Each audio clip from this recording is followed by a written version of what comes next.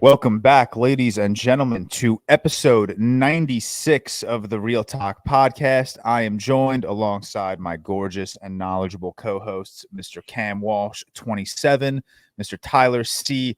Whitmore, and Seth, back from his nice little trip, Mr. Seth's Film Reviews. Got a little lovely mid-year recap episode for you guys. There weren't any real major releases this week except Despicable Me 4 and Maxine. Which none of us saw any of those, right? Okay. Correct. Bit of a bit. Yeah, bit of a bit. We weren't. I didn't think anyone was watching Despicable Me 4, and Maxine wasn't tickling our fancy to get to the theaters. So and we just had a busy week, which happens, and we'd rather miss Maxine than a massive release or something. No offense. Like I might see Despicable Me 4. But I anyways, almost went and watched Despicable Me 4 last night, like late, but I went to bed instead. I just don't. If I haven't seen it already, I don't think I'll be getting to a theater to watch Despicable Me 4. But regardless, we don't have a director deep dive for you guys today or an actor deep dive, so we're going to spend some time just chatting our top 10 of the year so far. We just hit the midway point. So we'll talk about how our top 10 of the year stack up. We'll talk about, I don't know if we're going to do a bottom 5, but we're going to talk about some stinkers as well because it's fun just shitting on movies. We'll run through a couple of our remaining most anticipated movies of the year, which, if you guys are active with us on Twitter and TikTok, you should probably know what we're excited for. Shout out our executive producers, Mr. Stefan Johnson, Stefan Niebrick, and Sean Morales. Shout out to all of our patrons and just everyone that keeps us going, everyone that comments and engages in our content. Shout out Mateo for the content on TikTok. Absolutely killing it lately. But let's just get into it. Gentlemen, how have we been doing? Seth, you just took a very lovely trip with Anna to Amsterdam and Copenhagen? No, not Copenhagen. I did not go to Denmark. No. Where did you go? I'm forgetting. It was Amsterdam. So we went to we got a train over what day did I go? Monday morning, Sunday. I can't remember Sunday, and went through Belgium and then went into Rotterdam, which is nice. Spent a day there, and then spent 5 days in Amsterdam after that. Really, really lovely city. Crazy how I bumped into more American people than anywhere else. It's the most Amsterdam American. is a hot spot. Right. I know, but I thought it would just be a hot spot, So for example, we did this cheese and beer tasting thing, on the last day, and it was there was 5 groups, and 4 of the groups were American. We were the only English. It was so many Americans everywhere, and you guys, no offense to you guys. You guys are the loudest fucking world. It's so annoying. Again, no offense. Shout out the Americans, but it was a good time. Well, but it's not even young Americans mostly. It's it was families and stuff mostly, which surprised me. Yeah. There's also July week here, which is a big going away. The big going away weeks in America. 4th of July week, the President's Week, and then any time around the holidays. Yeah, I mean, there was a lot of stuff we went to. We went to there's a lot of museums stuff. We went to the National Holocaust Museum, which was really just one of the best museums I've been to. Went did a bunch of shit. I know I sent you guys some videos in the chat of this sex museum that we went to. Crazy. Awesome. Why'd you go? Just cause? Oh, it's the thing. It's very much a thing you go to. You know what I mean? It's just sure. There's one in New York. Is that there's an area in Amsterdam which is so we stayed kind of outside the more touristy bit because obviously we wanted to go to so the food was fucking amazing the whole time, but there's one spot in the center which is a bunch of touristy stuff, but a Times Square and stuff like that, and it was a sex museum, Madame Tussauds, which is so boring, by the way. Once you've seen one wax figure, you've seen them all at that point. But the sex museum was really fun. And there was some good other museums, art museum. There was a Van Gogh museum as well, which is really, really cool. We went to. But no, it was really good. It was good to have a week off. It was, I said, my first week and a week off in the goods of 2 or 3 years. I did just to do nothing. We really enjoyed it. And yeah, that's kind of it. Just ready to work a lot, and I'm sure you guys know. Once you take a week off, it's like once you get back, it's like, fuck, man, I've got so much to do right now. Mm-hmm. So yeah, just dreading this week. But no, it was really, really good. It was good to have a week off, definitely. Nice. So it's good to have you back. Tyler, this is the first main episode in your new location, or not new location, just new background. True. We basically have rotated this monitor about 30 degrees, so it changes the whole perspective. But yeah, pretty much just moved my monitor very short distance. But yeah, we got light in here now. Just with working from home and stuff, I had to revamp I got a standing desk back there now for work, just to make it more enjoyable to work. Got a walking pad also, which is a learning curve, but just trying to make working from home more enjoyable, because it gets dreadful being inside all day, especially in this like crazy heat of summer, where I like to go on a walk like once a day outside. And if you don't get that walk in at this point by like 9 a.m., it's like, just throw it away. You're not going to go outside today. So it gets depressing just doing nothing all day. So wanted to get some more activity at work. Is a walking pad what I think a walking pad is? It's literally just a treadmill, but like I'm not sitting in front of you, so you can like type and shit.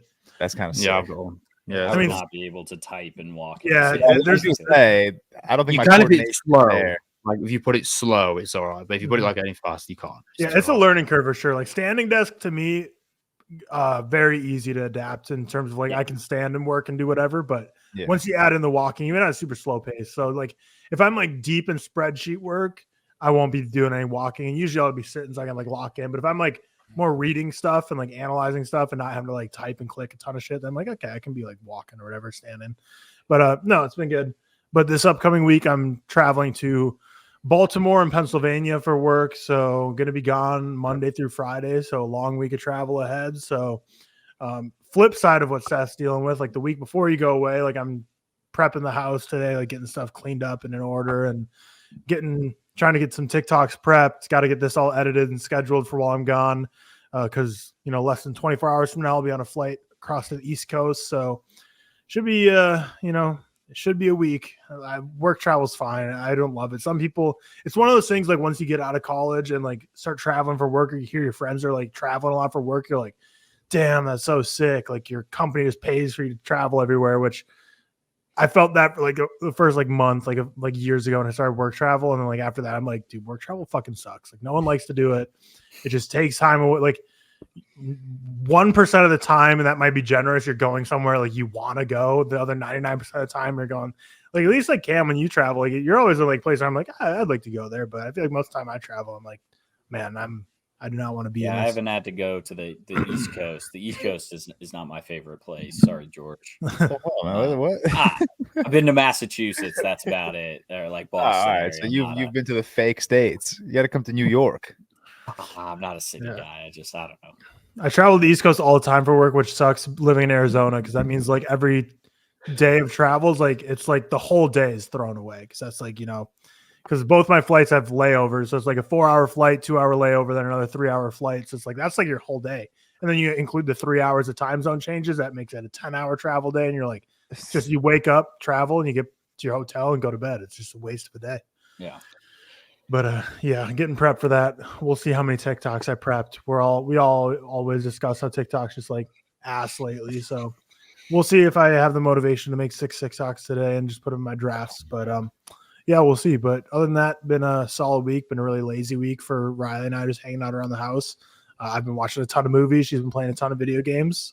She's deep in Hogwarts Legacy right now. She finished Fallout 4. She got I don't really know, because basically like she probably stayed up to like 3 or 4 last night playing, and I went to bed. But so I don't know where she's at now. And she's been keeping me like decently out of the loop. Like I've been usually by her while she plays, but I'm like usually just watching movies or whatever. So I'm still probably gonna play it myself. It looks like a lot of fun, but I think she's probably like 40-ish% done, if I had to guess, based on what she's been telling me. But yeah, she's deep in the gaming, and I've been watching a ton of movies, but now back to reality and traveling for work, sadly. But yeah, it's been a good week. Good. Cam, how you doing? Oh, just wonderful. It's been a wild morning. Woke up this morning with some stomach pain, so I went to the urgent care at like 6 a.m. They said it's like maybe a mild hernia. it's not like horrible pain, but like when you press on it, it doesn't feel good. And you know, like trying to piss and shit doesn't feel great. So sorry for the graphics there, but yeah, like so maybe a mild hernia, but have to go to like see an actual a full on general practitioner to you know get it checked out fully. Do you remember tweaking it? Like, were you lifting at some point? You felt a sharp pain, no, or you just woke I up? don't know. I feel like this has been something that's been going on for a while. Of like I've noticed something in my stomach, like but not pain or anything. When you press on it, doesn't hurt. So like I've not been I feel like, you know, the last few weeks I've noticed, I don't know, something, but yeah. And then like it woke me up this morning. I like put my hand on my stomach. I'm like, that fucking hurts. So I was up at 6 a.m. and figured why not just go to the ER, or not ER, urgent care. And I didn't like wake Emma up or anything. I assumed it wasn't that serious, which it wasn't. But yeah, I got there at like 6:30, right? And they were like, at 6:30 or at 7, this turns into urgent care. But before then, it's an ER visit, which is like a couple $1,000 extra dollars. And so I was like, yeah, I'll sit in the waiting room and just wait the 30 minutes. So I watched Speed, just as Speed, this week's Patreon review. Watch that in the waiting room. Literally just finished it. So yeah, check out the Patreon there. And then I told them, you guys as well already, but then after I got home and was trying to come down for the pod, stepped in dog shit. So that's always a good, like, addition. Was it indoor or outdoor dog? Oh, indoor. Yeah. Oh, no, nice. It was indoor. Yeah. Even worse. So that's awesome. That's a great start to the morning. I screenshotted that text that says I stepped in dog shit. I was going to tweet it saying like good start to the ReelTok Podcast. Yeah, just I was like on my way down and stepped in dog. And apparently Emma texted me. Apparently Bailey's just been yelling "Data step in poop" the whole time, like for the last like 20 minutes. So that's always funny. You got your son throwing straight. Yeah, exactly. So that's fun. But house update for the week is that the owners decided they were going to rewire the house and get more safe wiring. So last week we gave the offer back to them of like, hey, we'll move in if you guys rewire this. They're going to, so that's awesome. So I close on Friday, hopefully, pending all things go well. Close on first house on Friday. So very, very excited for that. So if I'm not on next week, that's probably why I might be doing stuff. So just a heads up there, but very excited about that. Very, very amped. What are the like, are you going to be staying with your parents through renovations, or are you immediately moving in? No, so they're not getting the rewiring is getting done at the end of July. So we're not moving in until after that, but this allows us to bring boxes over. And I texted you guys the other night. We bought a couch. So that's like sitting in my parents' like upstairs dining room, basically just taking up massive amounts of space. Because man, furniture is expensive. Like, you know, we've always bought from Wayfair and such. Just like some crap furniture, basically, like pan over, very messy basement where Bailey plays. But like that couch over there is like $150 like Wayfair purchase, basically. And yeah, like real furniture is expensive and big. But it is, yeah. So it's just taking up a bunch of space. Can get that out. We need to build a fence. So we'll do that before we move in. A lot of fun stuff. We need to take out a wall. Probably we'll do that before we move in. So good stuff all around. Very excited for it. Very nice. Congratulations. Thank you. Very excited for you guys. Mm-hmm. What did I do? Nothing. Monday, know. Tuesday. Yeah, I'll tell you. Monday, Tuesday, Wednesday. I was in the office. I was in the city.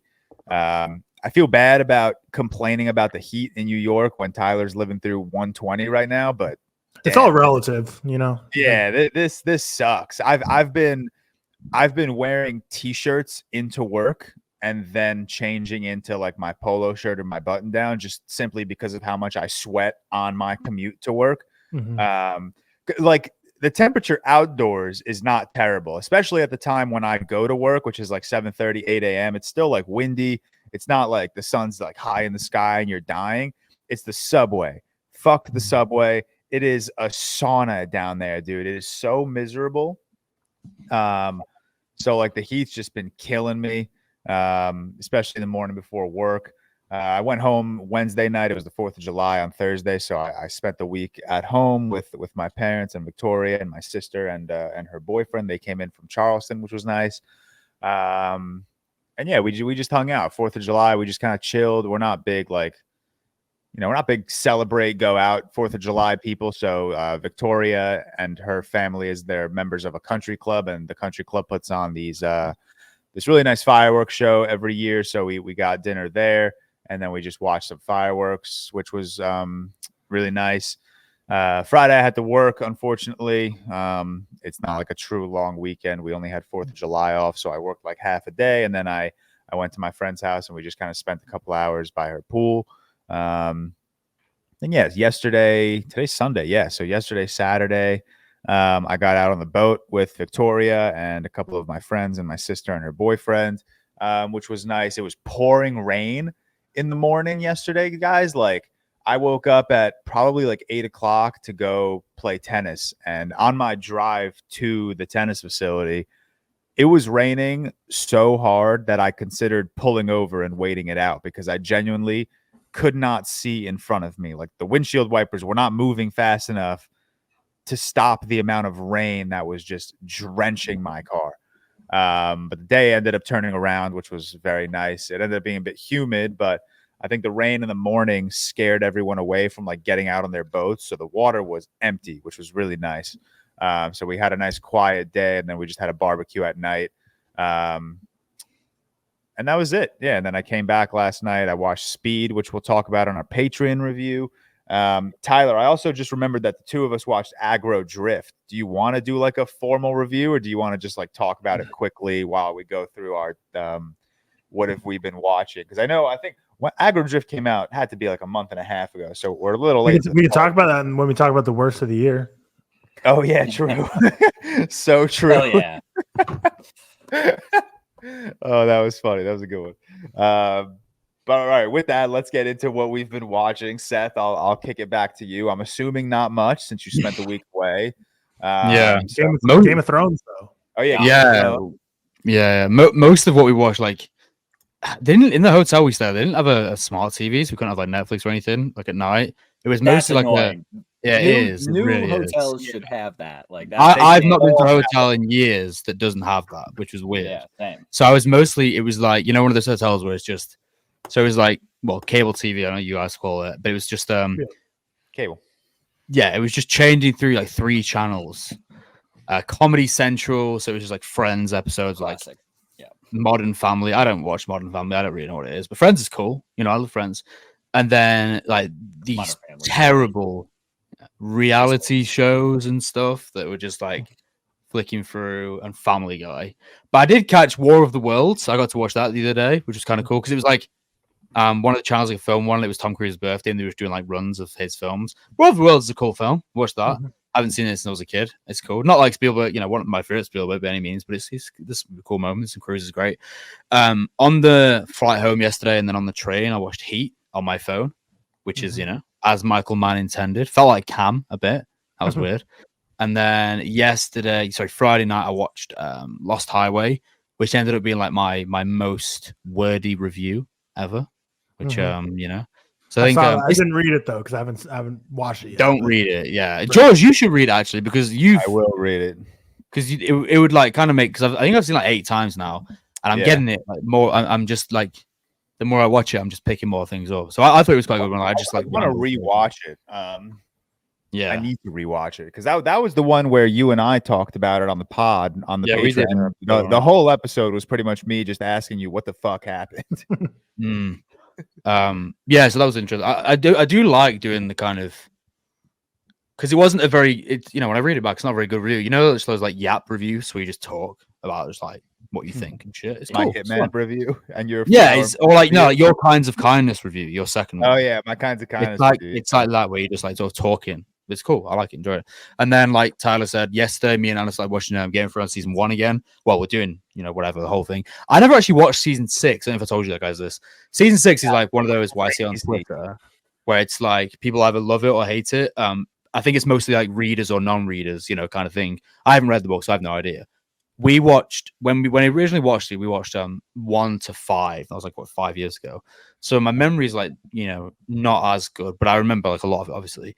And as I'm going through season 1, I'm like, this is so good. Like, this is fucking crazy good. And again, we must be going on text yesterday, but I don't think a lot of people replied to my tweet about, like, you know, House of Dragon season 1 is better. For me, they're like kind of worlds apart, honestly. Like, I haven't had this feeling about watching the TV show in a while. House of Dragon's great. I watch it every week. But as I watch an episode of Game of Thrones, I'm like, I need to watch more, you know? Like, I had stuff to do for last night, but I was like, you know, one of those old things. Yeah, just like I have to watch it right now. And that's what we were doing, even though we had stuff to do. So that's really cool. So we're going to watch that and kind of go through it. Same with House of Dragon. And yeah, I've never seen season 6. So looking forward to some of my thoughts on that anyway. Because I know you've seen like, kind of I assume not. But what about 7 and 8? Seen like 6, 7 and 8? No, I've not seen season 6. Okay. I didn't know if you like six. No. I mean, I've not seen just 6, so I didn't. No, I mean, I've seen like. No, the reason I said 6 is because that's meant to be like a good one, whereas 7 and 8 is like. I know what happens in 7 and 8 though, so I don't know whether I'll be going through them. 7 and 8, like when people say House of the Dragon season 1 is like better than Game of Thrones season 1, the only reason I can slightly understand that argument is because I think season 7 and 8 of Thrones just stained everyone's perception of that show. Like, it is crazy. Imagine if they'd have kept it like season 1 to 4. Can't remember 5 that much of Game of Thrones. It's crazy good. I will, Seth, not to ruin your expectations, but season 6 is, in my opinion, the best. Well, that's what I mean. I've heard people say it's the best, and I've heard other people say they don't like it or whatever. So I'm interested to see where I don't know anything about the book, so I imagine I'll probably like it. But for me, when I watched it, because I watched it like twice, I think season 4 was like just the craziest season. Gross. Yeah. I mean, even season 1, season 2, like all of them are the early ones. So I'll be intrigued to see what I think. Yeah. We should do like a top 10 Game of Thrones episodes special or something. I don't know if that would require all of us to rewatch it. Like, I could give you a top 10 right now. That would be fun. We've just finished the I think we're like just going on to the last episode of season 1 now. Oh, Baylor. Even the last even the last 2 episodes of Game of season 1 is like have you watched it through more than once, George? I've only seen it once. I not through. I watched after it ended. I like immediately restarted and watched seasons 1 through 6. Classic. So I haven't seen it through since when did that come out? Like 2019, or 2020? I think it was I think it was 1918. Yeah, because I was a senior in college when the last season came out. Yeah. So yeah, I haven't rewatched it through in like 4 years, but I swear, I think Battle of the Bastards is like my most watched anything ever. Really? Like, if I could log Battle of the Bastards individually on Letterboxd, it would be logged 34 times right now. Damn. I look forward to that one. But also, and Seth, we discussed this when we talked about The Bear last week. Like, we talked about Fishes and Forks being like one of the best back-to-back episodes ever in television. Battle of the Bastards, Winds of Winter in season 6 is insanity. Well, the 3, I think there's a video. What's the 3 with Reigns of Castamere? The one, like the 4 and after. That's a crazy 3 run. Yeah, that's in like season 3. That was crazy. I think it's 8, 9, and 10 or something like that. Yeah, I'm really looking forward to going back through it again. It's exciting to be excited about a TV show, you know, and like not wanting to put it down because it just doesn't happen that much for me anymore. Now maybe I'll watch Succession. You know, Succession, by the way, has the same showrunner as Peep Show, which I never knew, and none of you guys told me this. I mean, Tyler, wait, you've seen Peep Show, haven't you, Tyler? Oh no, you're not Kevin. I'm mixing with Kevin. So no one told me this, so now I feel like I have to watch Succession. Kevin. Kevin. Well, the Harry Potter show is also being run by the Succession. Yeah, the Succession guys. Yeah, 3 very different genre and styles of shows, all by Peep Show is like similar to Succession. That's insane range. Succession like awkward drama comedy. No. Yeah, so I guess we'll be interested to see how that translates over to the wizarding world of Harry Potter. But yeah, true. Question. Now we're getting sidetracked, but we actually I like quickly breezed through the group chat this week, and someone mentioned like best TV performance ever, and I think Kevin threw out Paul Mescal and Normal People, and I think Sophie threw out what's his face in Succession. Jeremy, whatever his name is, Jeremy Strong. Where do we stand on that? Like, who do you guys think is the best? Haven't TV seen performer? either show. I'm going to give you like the most immediate. I'm going to give you like the most lukewarm take ever. I think that Bryan Cranston, Aaron Paul are like the highest. I think Bryan Cranston is without a doubt number one. It's Breaking Bad's like I'm trying to compare it to like a film. It's one of those things. It's got such a reputation of being the best show ever, whatever. But I'm like, whenever I rewatch it, I'm like, this is the best show ever. Do you know what I mean? It's really fucking good, man. It's deserving that title. It's entirely deserving of that title. Yeah, I don't know the answer. Homelander. That's what I said earlier, but that's not actually. But he's good. Yeah. Another hot take: James Gandolfini in The Sopranos. Don't know if anyone's ever said that before, but pretty good. I get abused for not chill with those scorching takes. Yeah, good performance. My TV opinions in general are just like the most like average. TV's hard. Ever. TV. I don't watch the TV. I don't know anything about TV. Yeah, like when people comment on TV content of ours saying like, yo, watch more TV. Yeah, it makes sense. Like we don't watch that much TV. Like we don't. It's just not our thing. We're above that. We're above that. Yeah, exactly. True. Fuck that. Seth, are you done with what you've been watching? Yeah, I'm done with them. Cam, take us away. Hey guys. No, I haven't been watching a ton. Mostly just Transformers. Transformers 1 comes out on your 20th take of September. And I can't wait for the deep dive of the Transformers franchise. I'm going to bring everything. We have to. We're going to. We have to. So Seth, we will do it. We will do it. It's animated though, so I don't have to watch all the. Like, yeah, you do. Although I like Michael. Prequel, also you don't need to know anything. Yeah, exactly. I like Michael Bay, so maybe I'll like it. If I have to do a damn Luca Guadagnino watch, you have to do Transformers. Facts. Yeah. There we go. But. Dude, it's such a fucked up franchise. It's so funny. It's like the worst thing ever, but it's also the best thing ever throughout every bit. Your tweet wasn't serious, right? By the way, no. Harry Potter, like as a franchise, definitely better. After rewatching the first Transformers, I think that's genuinely like an amazing movie. Agreed. Like really, really great. I think so. My take of like a higher high, a lower low stands for Transformers as well. But higher than Prisoner and Hallows Part 2. I have Hallows Part 2 lower than Transformers 1. I don't know, man. The people feel like real and effective, and they're not fucking insane yet. But dude, like Agent Simmons, but I can't remember. John Turturro is like a normal guy in the first one, and then just becomes batshit insane by movie number 3, and then pops up again in movie number 5 in like Cuba. Like they're not real people anymore. It's hilarious. Unironically, The Last Night might be the funniest movie of all time. It's like Mark Wahlberg's giving like just one of his worst performances ever. Same with Anthony Hopkins. And there's a Transformer that doesn't transform named Cogman. That's funny. Like there's just funny stuff in that thing. So I rewatched basically every Transformer this week. Except Revenge of the Fallen, because it's not on Paramount Plus. Every other one is. I don't understand that. And that's like what I believe it's to be on, one of the worst ones. Revenge of the Fallen's on Max. No, not anymore. That's what not anymore. No, it used to be the only Transformers movie on Max, and that used to bug the shit out of me. Interesting. Yeah, I mean they're all Michael Bay get divorced or something, and his wife took like Revenge of the Fallen and the divorce. That's it. Yeah. Also, like. And again, I can't wait for the Transformers breakdown, because in movie 3 is the Battle of Chicago. Movie 4 is 5 years later. Chicago's fine, by the way. And also another battle in Chicago. And Michael Bay fucking hates this city. He's gotta just tearing down every building there. Hilarious. Just a wacky franchise. So funny, man. So unserious. But I've been watching. I'm watching 5 shows right now. Which, speaking on the TV, that feels like a lot. Wait. The Boys. Let me guess. Wait. Okay, the Boys. Dragon. Office. No. 5 new shows. 5 new shows. Some Star Wars shit. The Acolyte. Yeah. House of the Dragon. Seth. Yeah, House of the Dragon. I mean, are you counting The Bear, even though you finished it? No. Well. Yes, I guess at the time I was watching The Bear because it's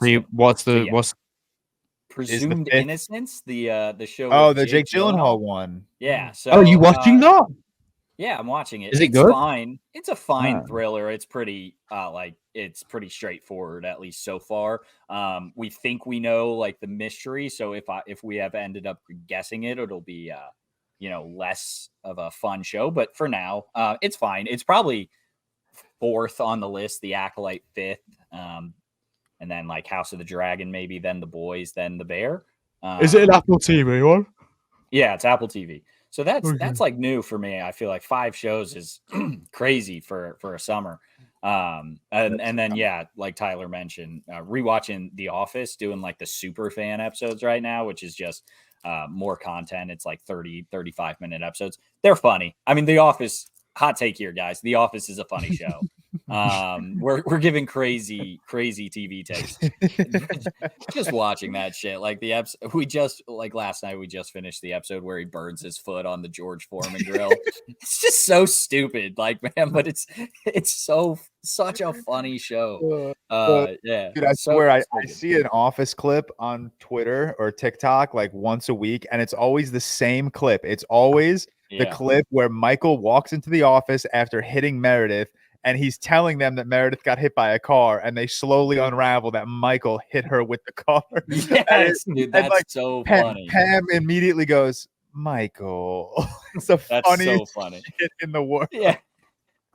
It's such a good show. It's like genuinely hilarious. And Michael was like, oh, well, thankfully I was on the scene really quickly. Really quickly, yeah. Dude, such a good show. And it's one of those you can just rewatch a million times. And it's always funny. So good on it for being hilarious. But man, the more like the first 2 seasons are always just brutal to get through because again, Michael's not a real person in the first 2 seasons. Like he's genuinely just there to be the worst. And it's funny, but it's just it's cringeworthy watch. But yeah, the Office, very, very good show. And the Superfan episodes are very funny. So good addition to Peacock. And also seasons 8 and 9 are also still very funny and agreed are good. Agreed. Big fan of them still.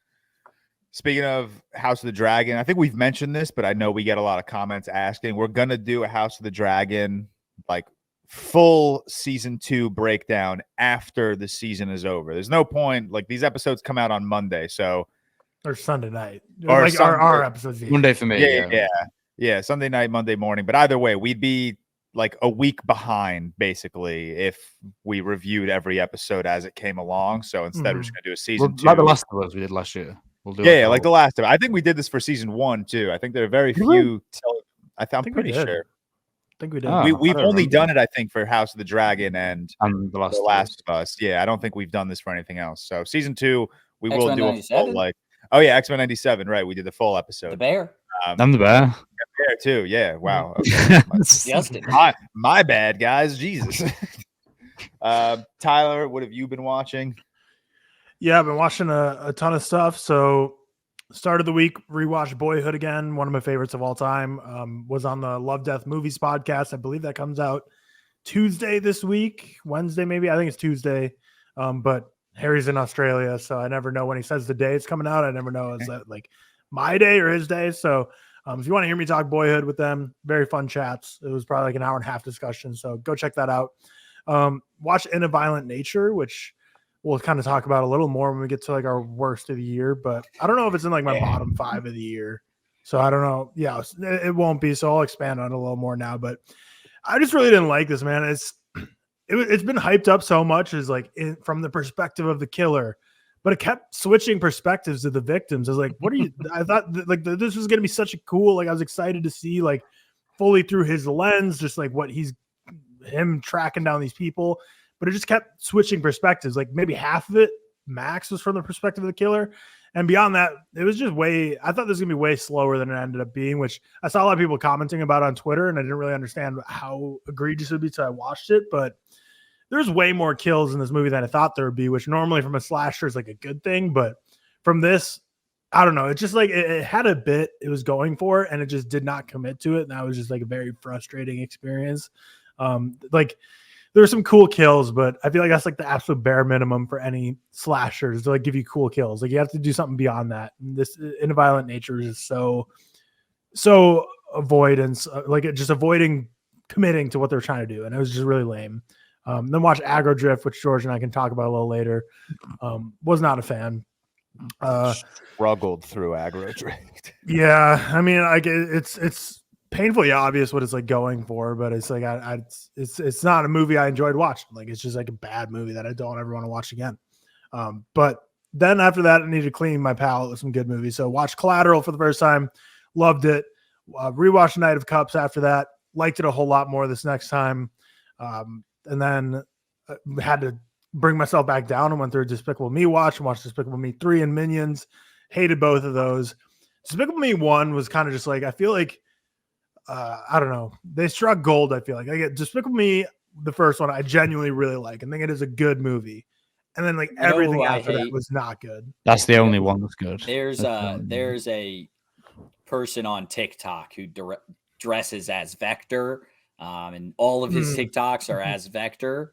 And I hate him with a passion. I watch every video. I watch every video he makes. I may be his biggest fan. I think every watch is a hate watch. He dresses as yeah, TikTok Vector guy. I fucking hate you. I love you so much. Like it's like a hate watch. I have those people. Yeah, I hate them, but I just can't stop watching them. Weird. I don't. Every video he's Vector, and it pisses me off, man, so much. Yeah, it's those movies are just too much, man. But Despicable Me 1 was great, or is great, and then I like the second Minions a lot more than the first Minions. I feel like it's the same shit that Fantastic Beasts did, where they realized Minions were just pretty annoying on their own. So at the very end of the first Minion, spoilers, they like reveal a young Gru, and then the second Minions is all about like Gru's life growing up. So I feel like it was like in Fantastic Beasts 3 when they just started to throw in every nugget they could about Harry Potter to make connections. People would be like, oh yeah, like this is all familiar, so I like it more now. Like it's just that's Minions Rise of Gru. They're like, shit, we need to pull people back here. But we'll see. I'll see Despicable Me 4, I'm sure, on streaming at some point whenever it comes like Peacock or whatever platform it's on. And then I finally finished off the Bad Boys franchise with the Bad Boys 3. Watched that franchise just like over such a long period of time in the weirdest order, but I don't know. I still like Bad Boys 1 is like easily my least favorite, which is really weird. But Bad Boys 3 is like a very mid movie, but I can just like watch. I don't know. I like these movies a lot. I like Martin Lawrence and Will Smith together. I keep on bringing them on. Bring Bad Boys for Eternity, number 5 or whatever's next. Let's see. Then just like so, Riley's been gaming a ton in our living room, and we like so I've just been like propped up like watching movies on my iPad while she's just like, how much have you watched this?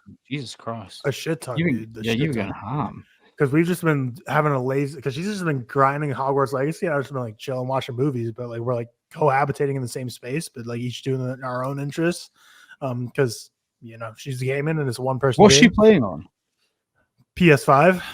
Oh, okay. I thought she. Okay, yeah. PlayStation 5. But yeah, so watch Sunset Boulevard, 5-star for me.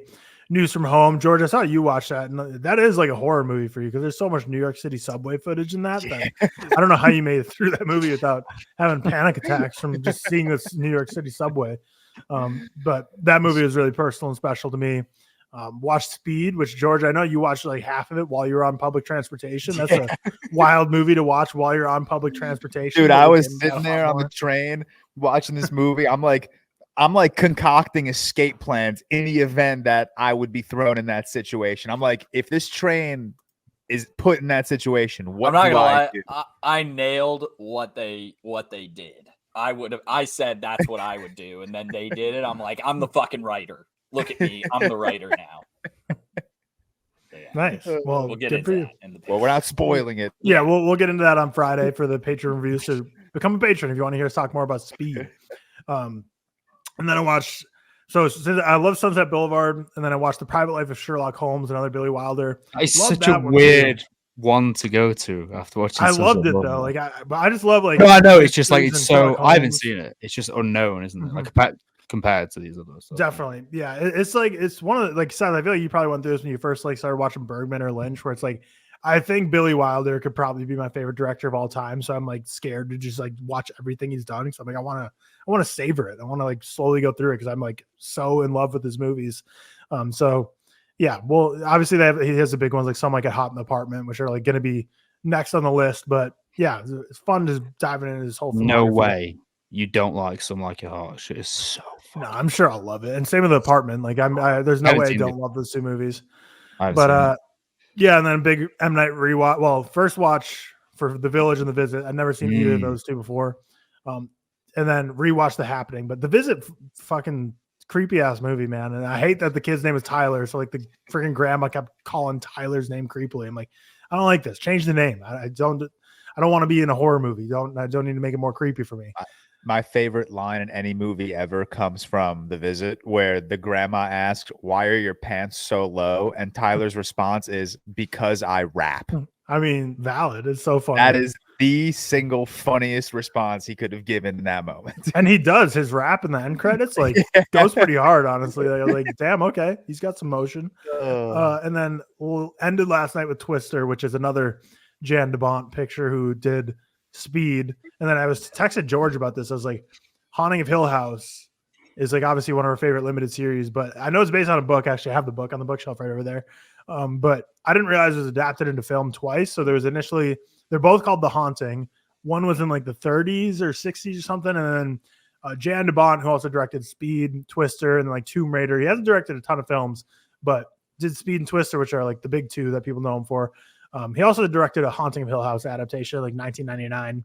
So I'm intrigued. I'll check it out. It's not that highly rated. The earlier one from like the 60s is quite highly rated, but I just love that story and I love that lore. So since we've seen the series, I feel like we probably have more background, so it'll be a little easier to understand. So might have to give The Haunting a try because I haven't watched Hill House in forever. And that's another one I've been wanting to rewatch, but also kind of just like terrified to go into that again. But yeah, watch the time movies. Oh, sorry. I'm going to officially go out and say this. I think that officially The Happening is the most polarizing movie amongst the ReelTok members. That is the most. What do you think was before?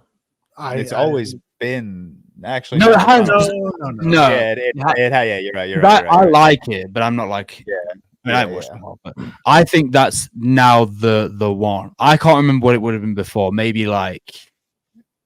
Is there another movie where two of us are 4.5 or above? I'm sure a listener like has like knowledge. I'm sure they know us better than we know ourselves. I feel like that's what's that Jeopardy category that they used to make, the ReelTok ratings disparity. Yeah, that's like one of those like, oh, what's the most divisive? If anyone knows any films we like, put in the comments. Yeah, have because I'm like thinking of one of those. Well, Knight of Cups, maybe. I haven't seen it. Oh, you haven't seen? Oh, okay. No, it's the only Malik I still haven't seen. Okay.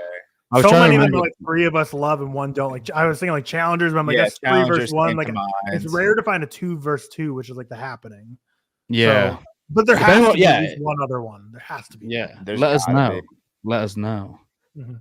But yeah, Happening, good movie, 4.5 out of 5. Trust me, I'm as surprised as you all are.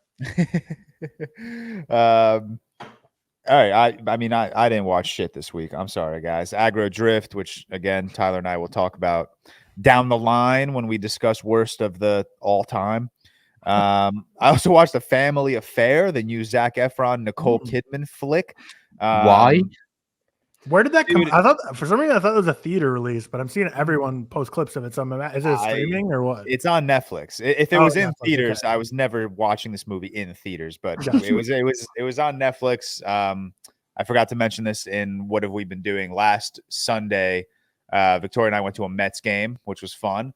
But before the Mets game, we didn't really do much, so we just sat inside and watched The Family Affair.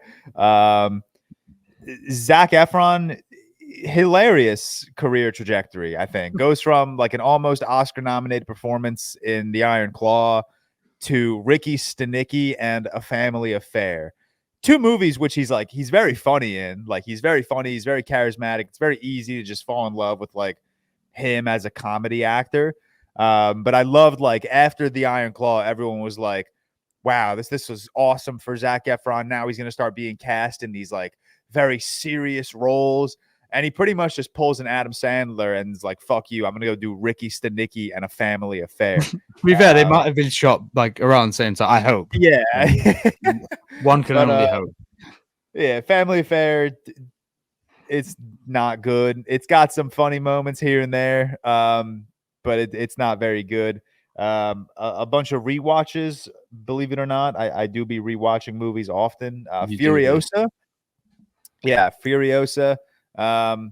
Dude, this movie's so good. It's so good. I tweeted last night, Furiosa is the best prequel ever.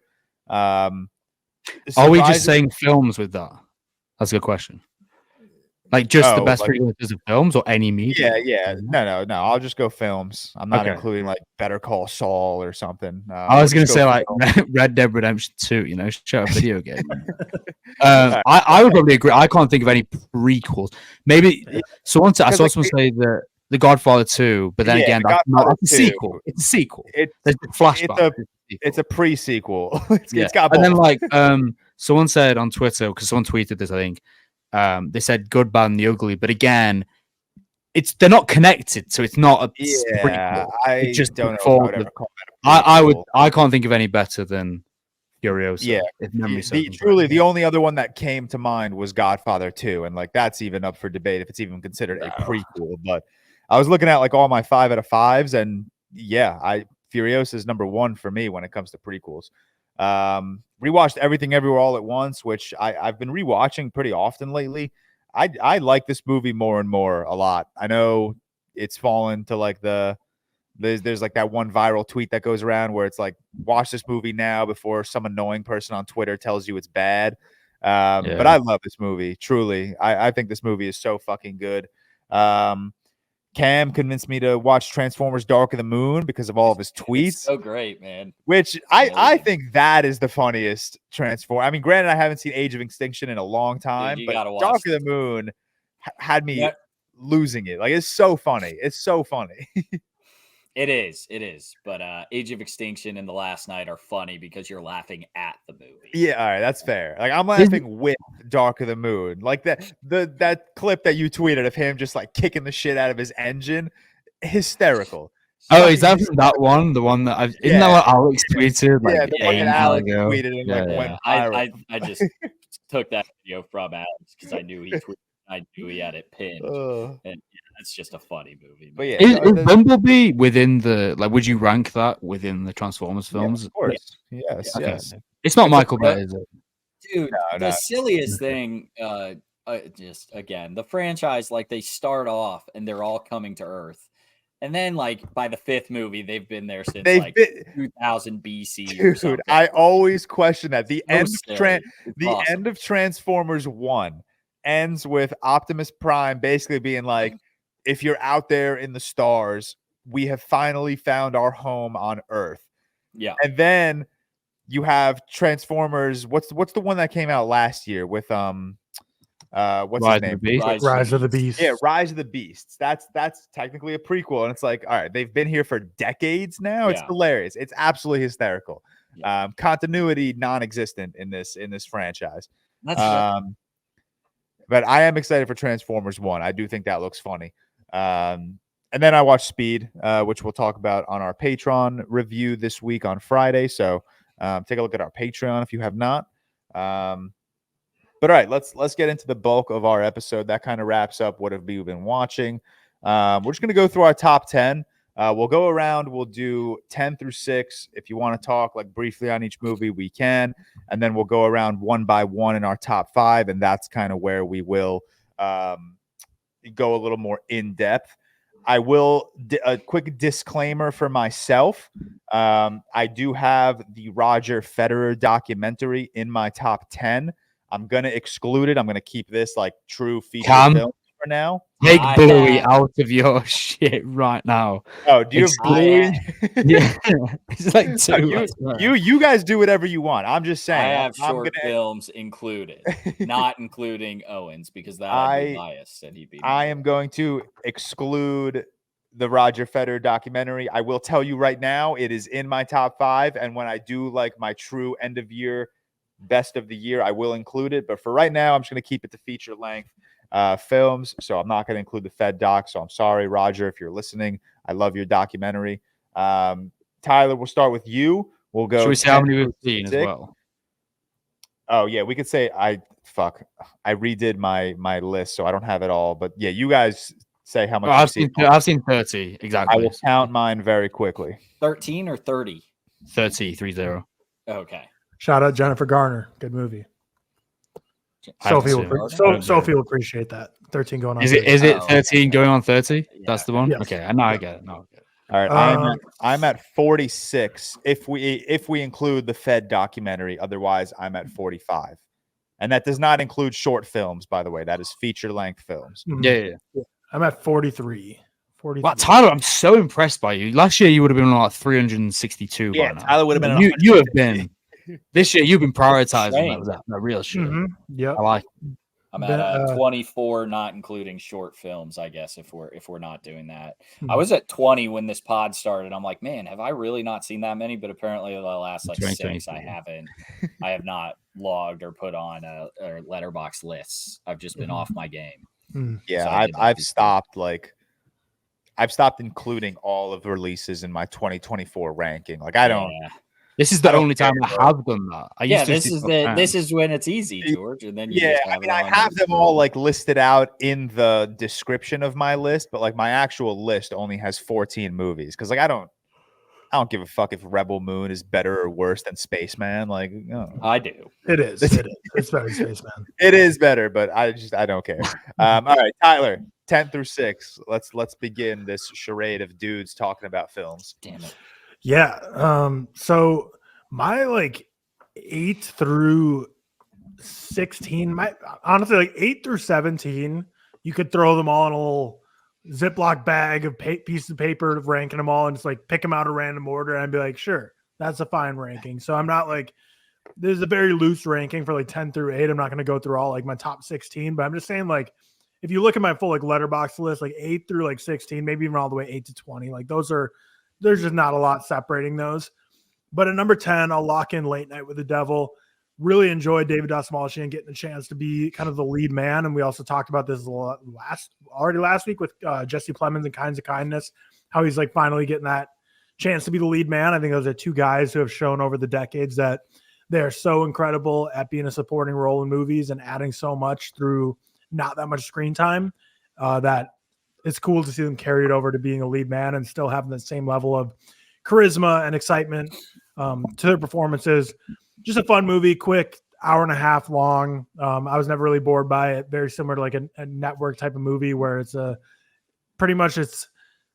guess technically it's kind of like a found footage because like the movie is basically like showing a recording of a tape of a news TV show. So it's like finding a recording of something that happened on live television. So it's not like found footage of what you're probably thinking in your mind, but it's kind of just showing what happened on a fateful night on a live late night talk show host. Really liked it though. Number 10. Number 9, I guess perfect segues, Kinds of Kindness. We talked about this in length last week, so no need to go into it. It's very fresh on the mind of what we just talked about, but excited to rewatch this one. So I think we all kind of agreed the big takeaway is like watching this again in separate chunks, like you would like a Black Mirror TV show where you can just watch a 40-minute segment as opposed to full 3 hours of 3 segments back to back to back. We'll be really interested to see how it changes over time. And then number 8, Bad Boys Ride or Die. This movie, I think about this movie so much, man. Like I had so much fun with it. The action is just crazy. The filmmaking like doesn't need to go as hard as it does. And I just love these group of guys together, and the Miami landscape is so fun. So yeah, I just really like it. And I've liked all the Bad Boys movies except the first one.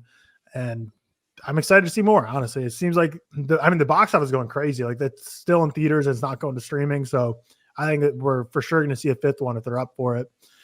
The number 7, Snack Shack, just a pretty by the book coming of age story. Hits all the beats you want it to. So it's like, it doesn't reinvent the wheel or provide really anything new, but like everything it does and all the normal boxes it ticks off is like perfectly done. So it was really heartwarming. I love Gabriel LaBelle. Want to see him in a whole lot more. I've always loved him since The Fabelmans. Excited to see him get cast some more stuff because he was great in this once again. But Snack Shack, really solid coming of age story that I highly recommend to anyone who likes the genre to check out. And then I saw the TV Glows at number 6 to finish off my little segment. this is like the hardest movie to rank for me of the year, and I do want to rewatch it at some point, and it could go up on rewatch, it could go down on rewatch. I really have no idea. Some of these, as we get into our like top 5, I might say like on rewatch, I think it could go up or go down. I'm pretty confident in the direction it would go if I rewatch them. But I saw TV Glow. I really have no idea. It could go up, could go down.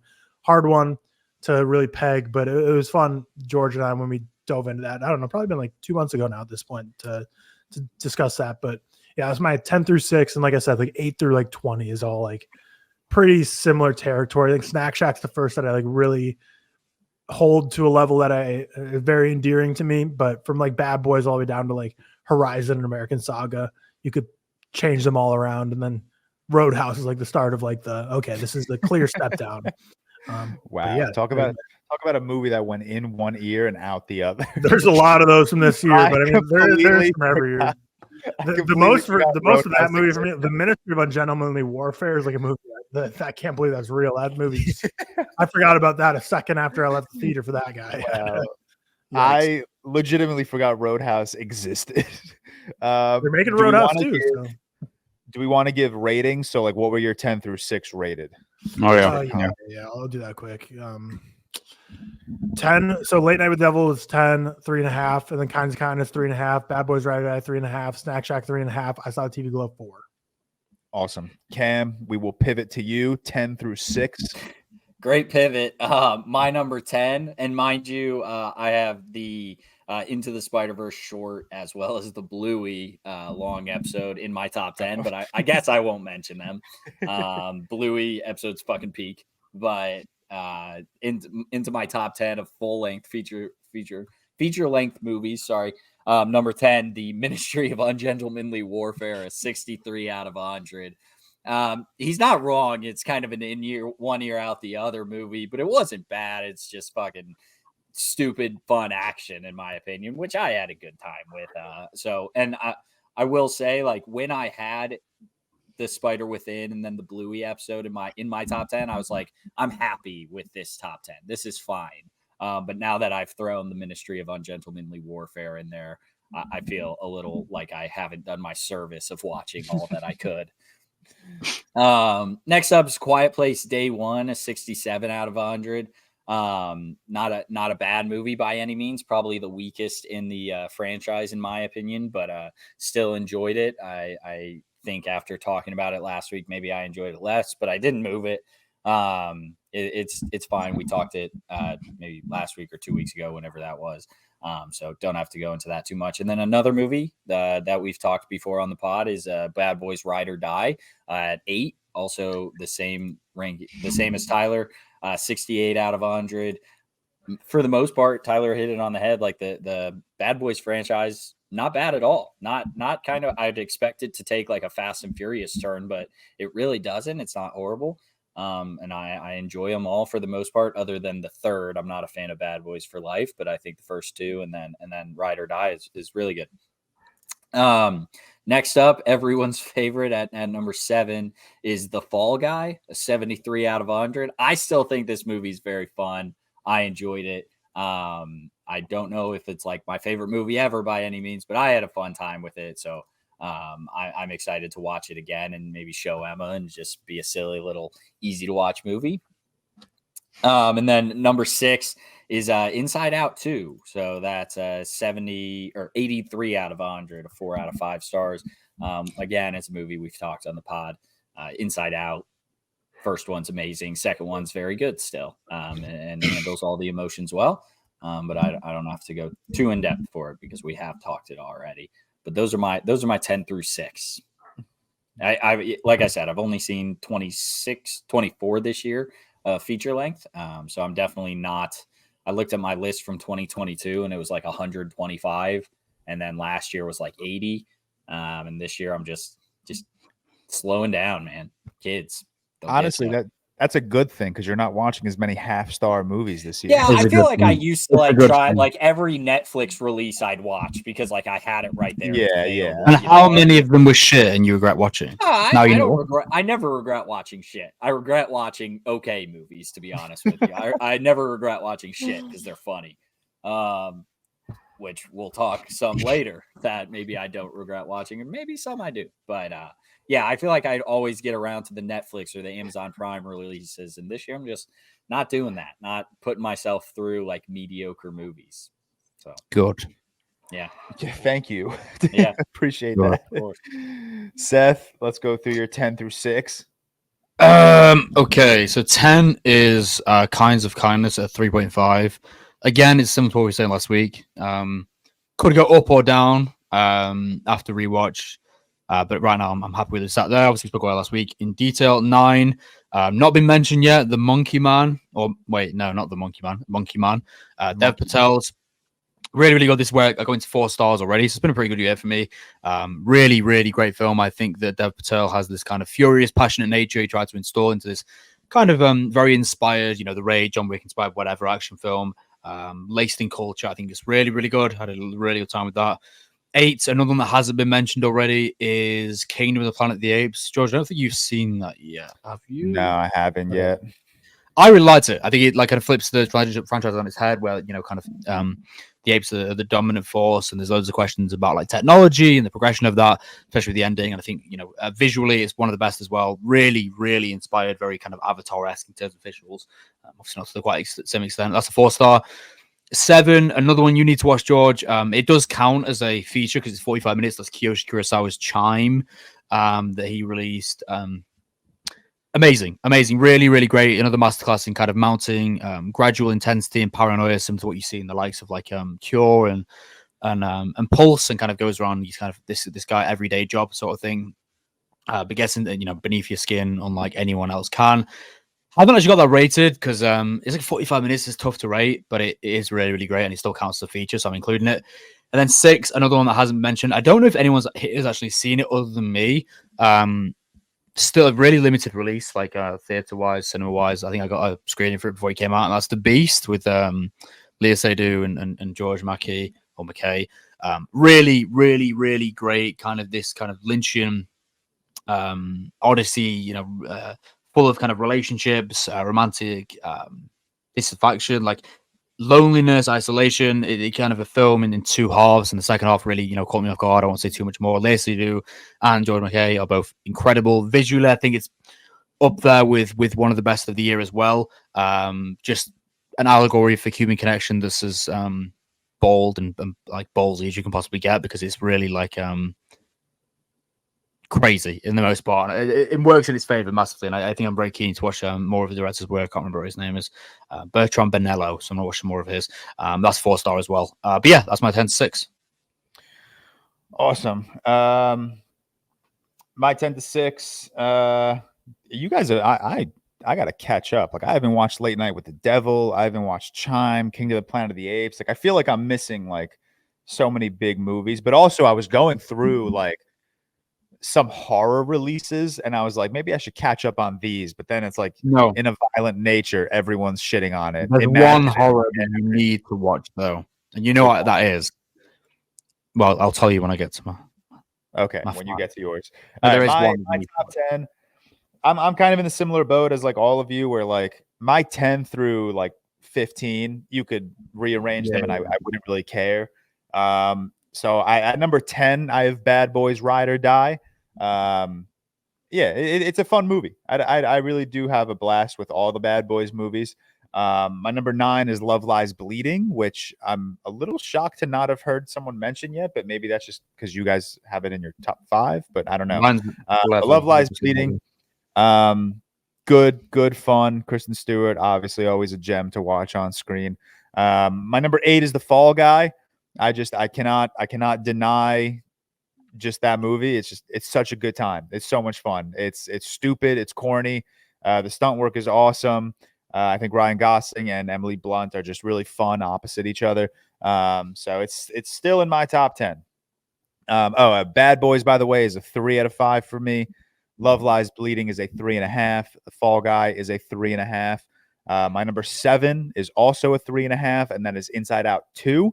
I think that one can go higher on rewatch, honestly, and I'll be keen to rewatch it eventually, because I mean, you guys know how much I love the first Inside Out, and the second one pretty, I don't want to say a copy and paste of the first one, but it essentially is, just with new emotions. So I love that exploration. And then my number 6, I actually was not here for the episode where you guys reviewed this movie, and that is Civil War. I am still team Civil War. It's still a 4 out of 5 for me. I haven't unfortunately revised my history yet. Maybe I will on rewatch, but I know a lot of you guys did not like it on first watch. So I was upset that I had to miss that episode, but I liked Civil War. I completely understand why people wouldn't. Politically, it's very like all over the place, not really saying much. It's a bit shallow. I think I'm just very much attracted to Alex Garland's like very, I don't want to say paranoia filmmaking, but it's a very anxious experience. And for some weird reason, I enjoy feeling anxious in film. And I think Civil War did a really good job at just placing you like right next to these journalists as they're going around trying to capture these like big moments of what is currently a civil war in America.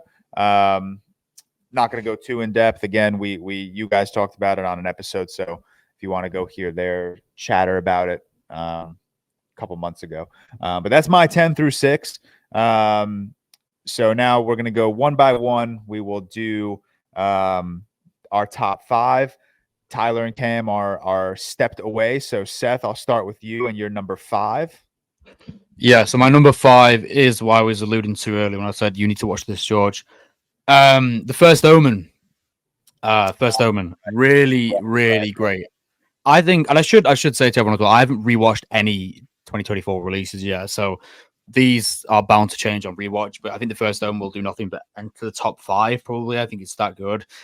I think it's one of the best horrors, visually and narratively speaking, in the way it balances kind of religious subtext with just craziness and disgustingness. Like, there's so much just revolting imagery that is beautiful to see. And I think, again, this is a film I expected nothing from, because we've seen it time and time again when they try and kind of extend these franchises within. This is also a great prequel, actually, when we were speaking about prequels. Also going off what we said earlier. Yeah, but when I tweeted Furiosa is the best prequel, everyone kept responding, not even the best of the year. And I'm like, in my mind, I'm like, do people think like Dune Part 2 is a prequel? Like, what? Could be First Omen.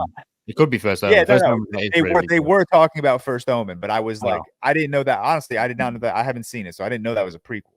Yeah, so that's a prequel to the original. And again, we've seen it so many times, time and time again, when they try and extend these franchises, and it really just backfires in a massive way. But I think Akasha Stevenson, I think her name is, the director, just one of the most visually arresting horrors of the last 15 years. And Nell Tiger Free, I think is the league actress' name. I think this is one that's just only going to increase me on rewatch. I think it's that good.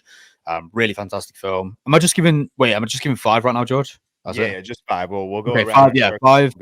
First Omen, and like I said before, haven't rewatched any release in 2024, so these rankings could change, and I think The First Omen will only move up on rewatch. But as of right now, it's a 4 out of 5.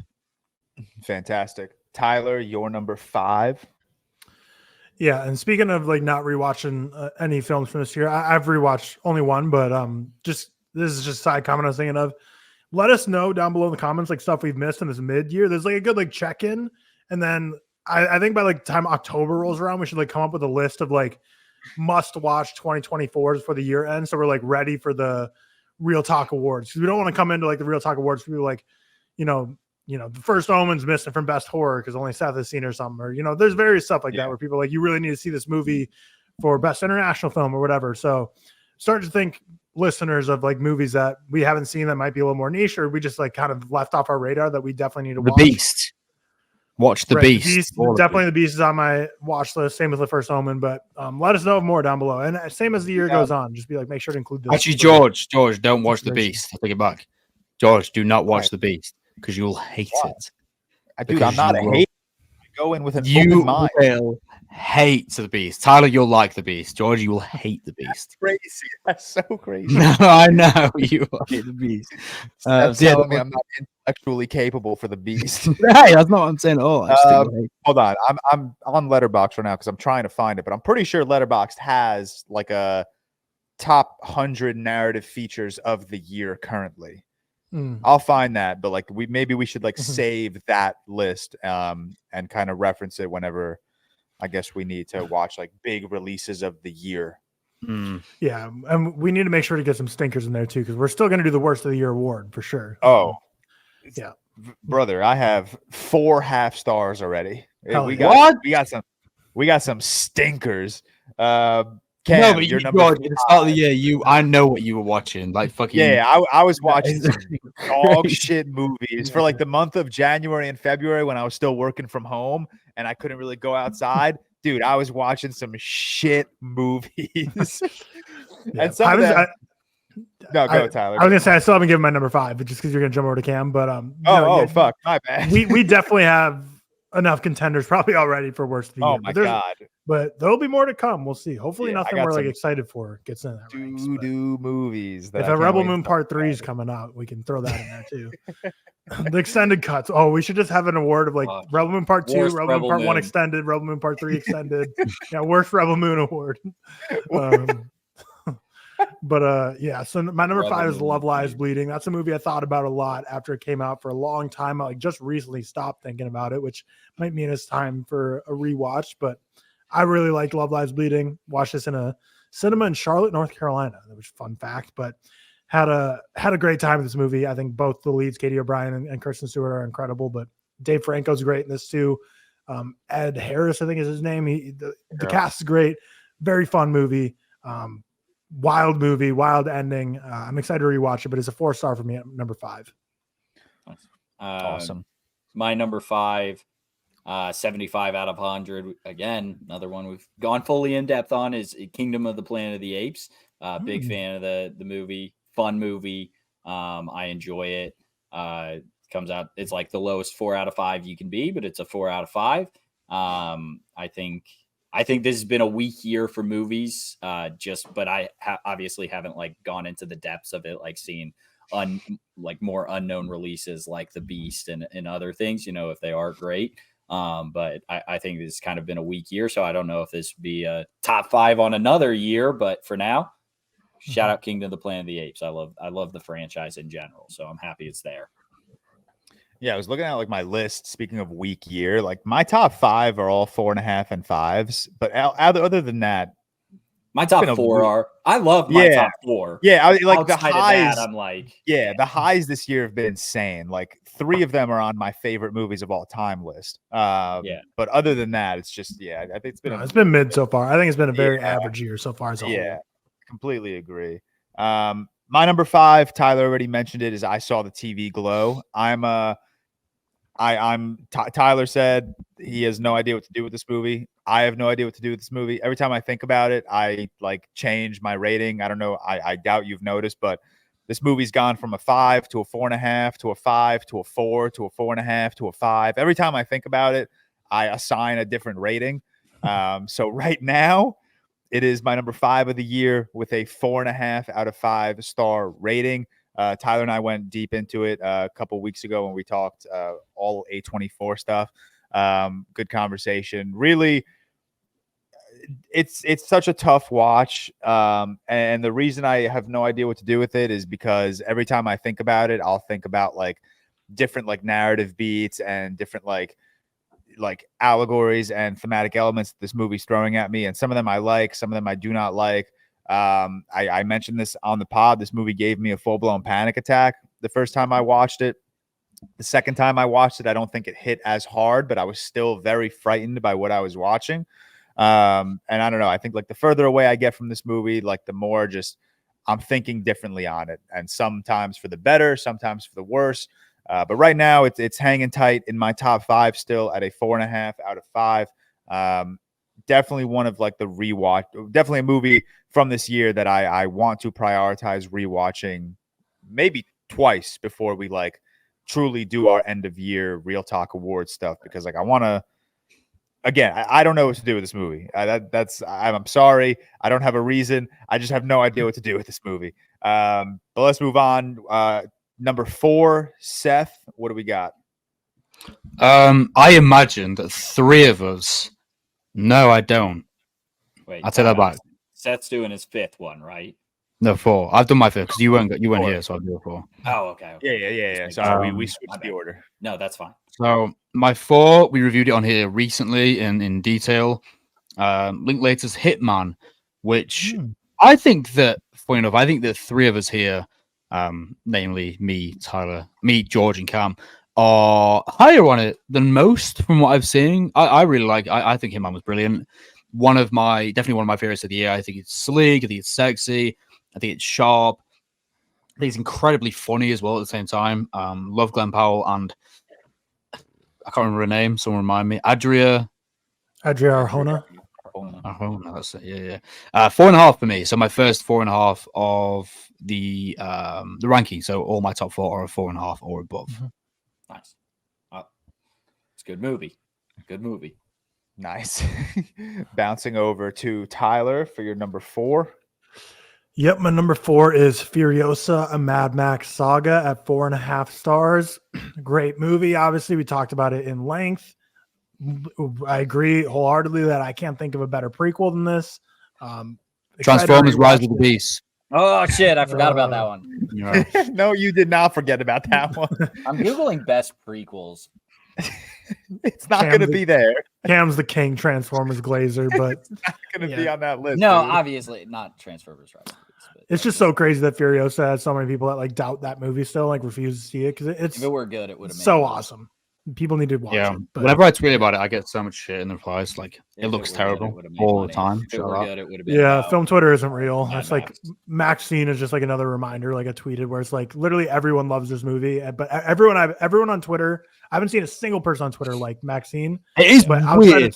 Outside of So Twitter, I don't weird. think a single person dislikes Maxine. It's Like 100%. Maxine for me, the rating is like I think it's like a 3.4 or whatever. My friend's rating is like a 2.2 or something like that. Yeah, it's like, such a crazy. disparity.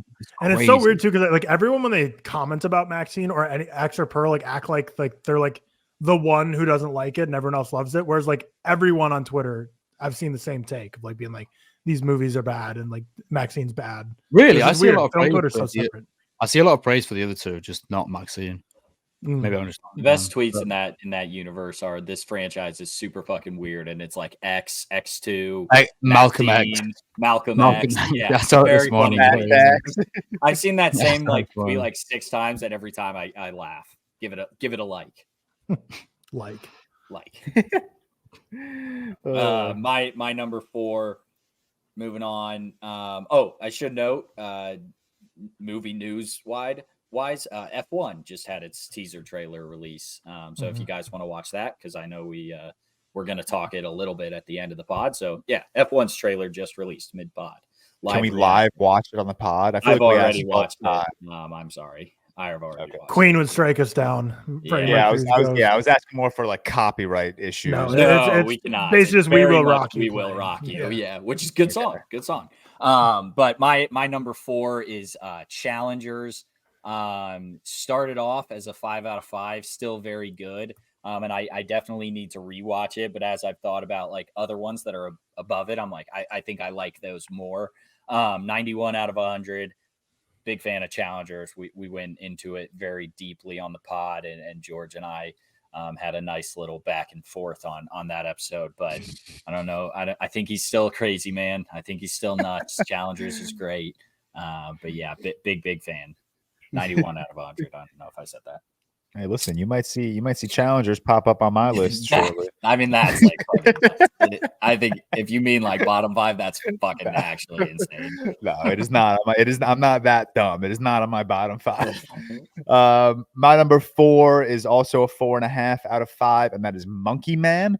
Yeah, I really love this movie. I had a fucking blast with it. I'm obviously a big John Wick fan. I'm a big just fan of action, and I feel like Monkey Man is just it's culturally sensitive, and it's kind of just it's placing action in the middle of India, and it's fucking awesome. It's such a chaotic environment. Dev Patel, like this is a crazy directorial debut. To pull off something this rich narratively while also giving us like genuinely like really fun action sequences.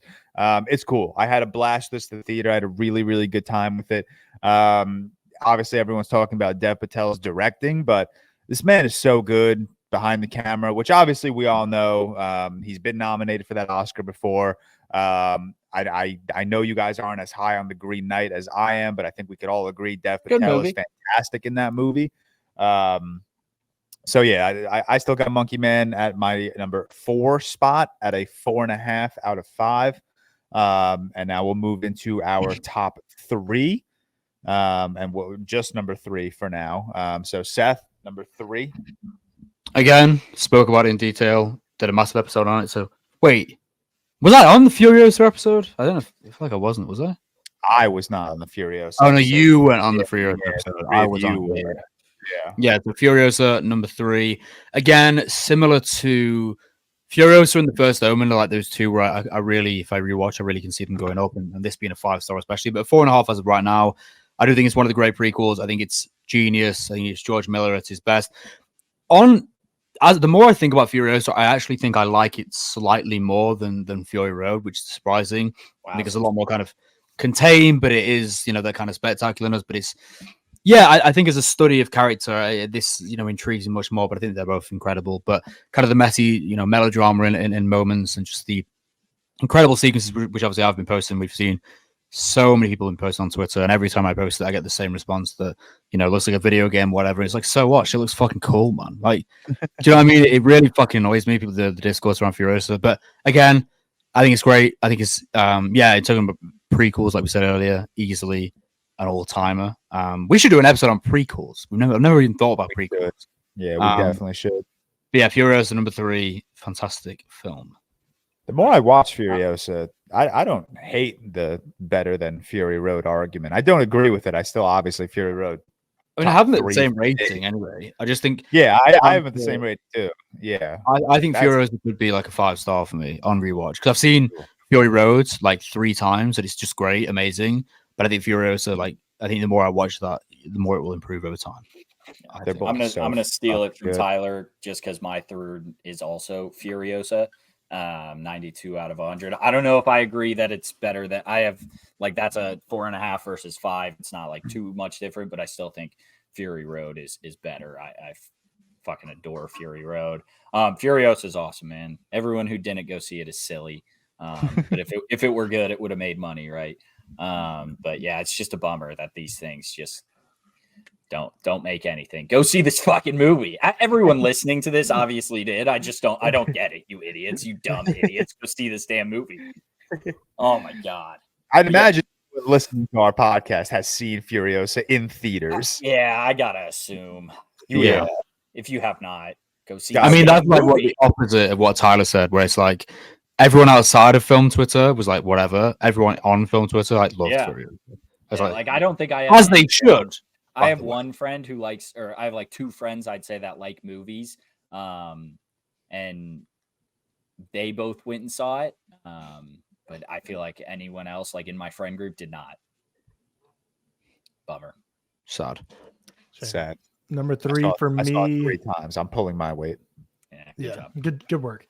My number 3 is not a movie we really talked about at length, but it's Problemista. I think this one, I'd be interested to see where this goes on rewatch. I know it's on Max now for anyone who hasn't seen it.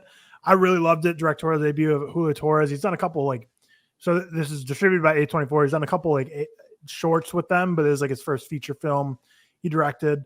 Stars in it as well. Tilda Swinton's great in this as well. I just think it's such a creative look at the immigrant story and trying to, chase that American dream and all the obstacles that are thrown your way with work visas and finding employment and all the barriers to just kind of surviving, especially in a city like New York City. And I think all the performances are just so fun in this. And there's such a unique perspective on a story we've seen a ton of times with the immigrant story and the American dream and how difficult it is to achieve and how many barriers are put in place to stop you from achieving it. But yeah, really like this movie. Been months since I've seen it at this point, so I'll be keen to rewatch it and see where it goes. But for now, it's my number 3 on the year at a 4.5. I still need to rewatch that. Not rewatch it. I need to watch that. I need to watch it. I can't. Yeah. No, I need to watch it. I did not mean to say rewatch. My number 3 is Hitman, and now we're getting into my 5 out of 5s. I loved Hitman. I really did. I saw it twice in theaters, and both experiences were just a ton of fun. My theaters did not disappoint in terms of reactions and applauding and oohs and ahs and shit like that. And it's just made for a really fun time. And then even rewatching it at home by myself without a theater experience, I was like, yeah, this is still such a good movie. It's like the rom-com I've been like itching for. We've obviously had a ton, most notably like Anyone But You. But Hitman obviously just on another level for me. I think this movie is so funny, so heartfelt, so wholesome, so sexy. I'm obviously a huge Richard Linklater fan, and we did our deep dive on him. Now it's had to have been like 3 or 4 weeks, 5 weeks ago. It's been a while. But I had no need to talk on Hitman too much because we've already discussed that. But yeah, I love this movie. It's in my favorites list. Just becoming such a big Glenn Powell fan. I've said it before on the pod, and I'll say it again. He's just like such a old school movie star. He's charismatic. He's sexy. He's kind of just, all over the place right now. He's very wholesome on screen while also just genuinely being a good actor. He's not just a good looking face. He's actually like very talented. So I'm a big fan of Hitman. Had a really good time with that movie, and that's sitting at my top, still in my top 3. We'll just do 2 and 1 now, or no, it's not. Yeah. I think we'll just do 2 and 1. So Seth, we'll start with you at your 2 and then your number 1. Yeah, so my 2 is Challengers, which obviously, again, massive deep dive over. I think, by far my favorite from Luke Guadagnino. I think it's genius. I think that it's probably visually my favorite film of the year as well. And then my number 1 is Dune 2.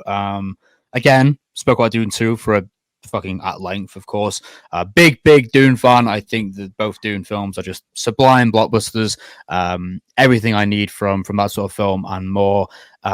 Again, similar to what I said earlier, I haven't rewatched anything yet, and I'm really keen to rewatch some of these.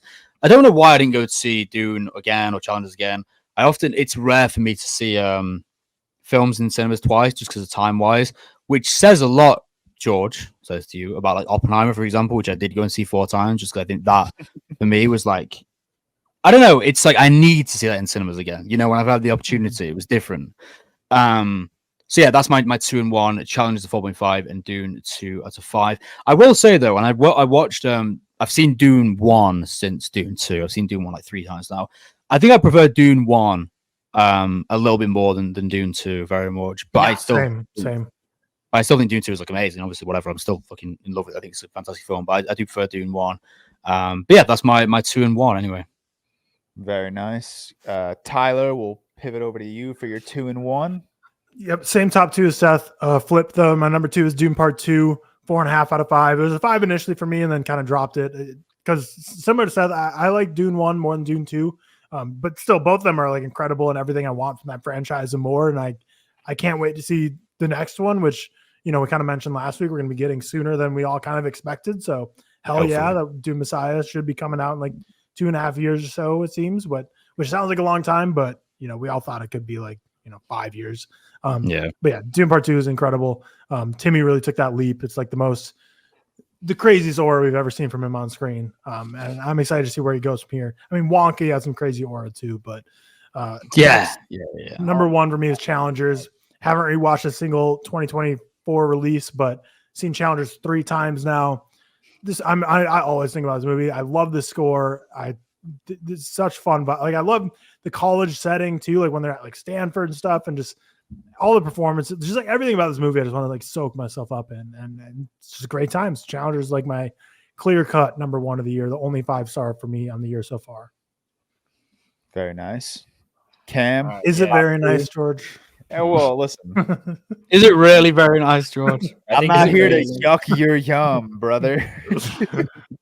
Your number 2 is nice. Nice. My number 2, and Tyler, I saw you switched them and thought this man's insane. But I respect your opinion, of course, and can't wait for the rewatch of Dune 2 because it's the greatest thing ever. Not to spoil what my number 1 is, guys. But my number 2 is Hitman. I absolutely adore this thing. I've rewatched 2 movies this year, Hitman being one of them, and then Dune 2 being the next. My number 1 is Dune 2. 100 out of 100. It might be the best movie that's ever been made ever. It's simply amazing. I think I've watched it 5 times now. Just putting it on Max was silly because now I can just turn it on whenever. Yeah, big fan of Dune 2. Big fan of Hitman. I still think Adria Arjona is like the best either supporting actress or best actress. Maybe Anya Taylor-Joy, but I think she does so well in that movie. And the best line delivery of the year is still "Who the fuck is Gary?" Fuck is Gary? Who the fuck is Gary? Just all time line delivery. But yeah, Dune Part 2. God, I think it might be the best movie ever made. It might be. I might go rewatch it tonight. I don't know. Like just talking about it is one of those I gotta give it a rewatch. So yeah, those are my top two. Pretty obviously, I think. Hell yeah. That deserves hell yeah. Hell yeah. My number 2 is Furiosa.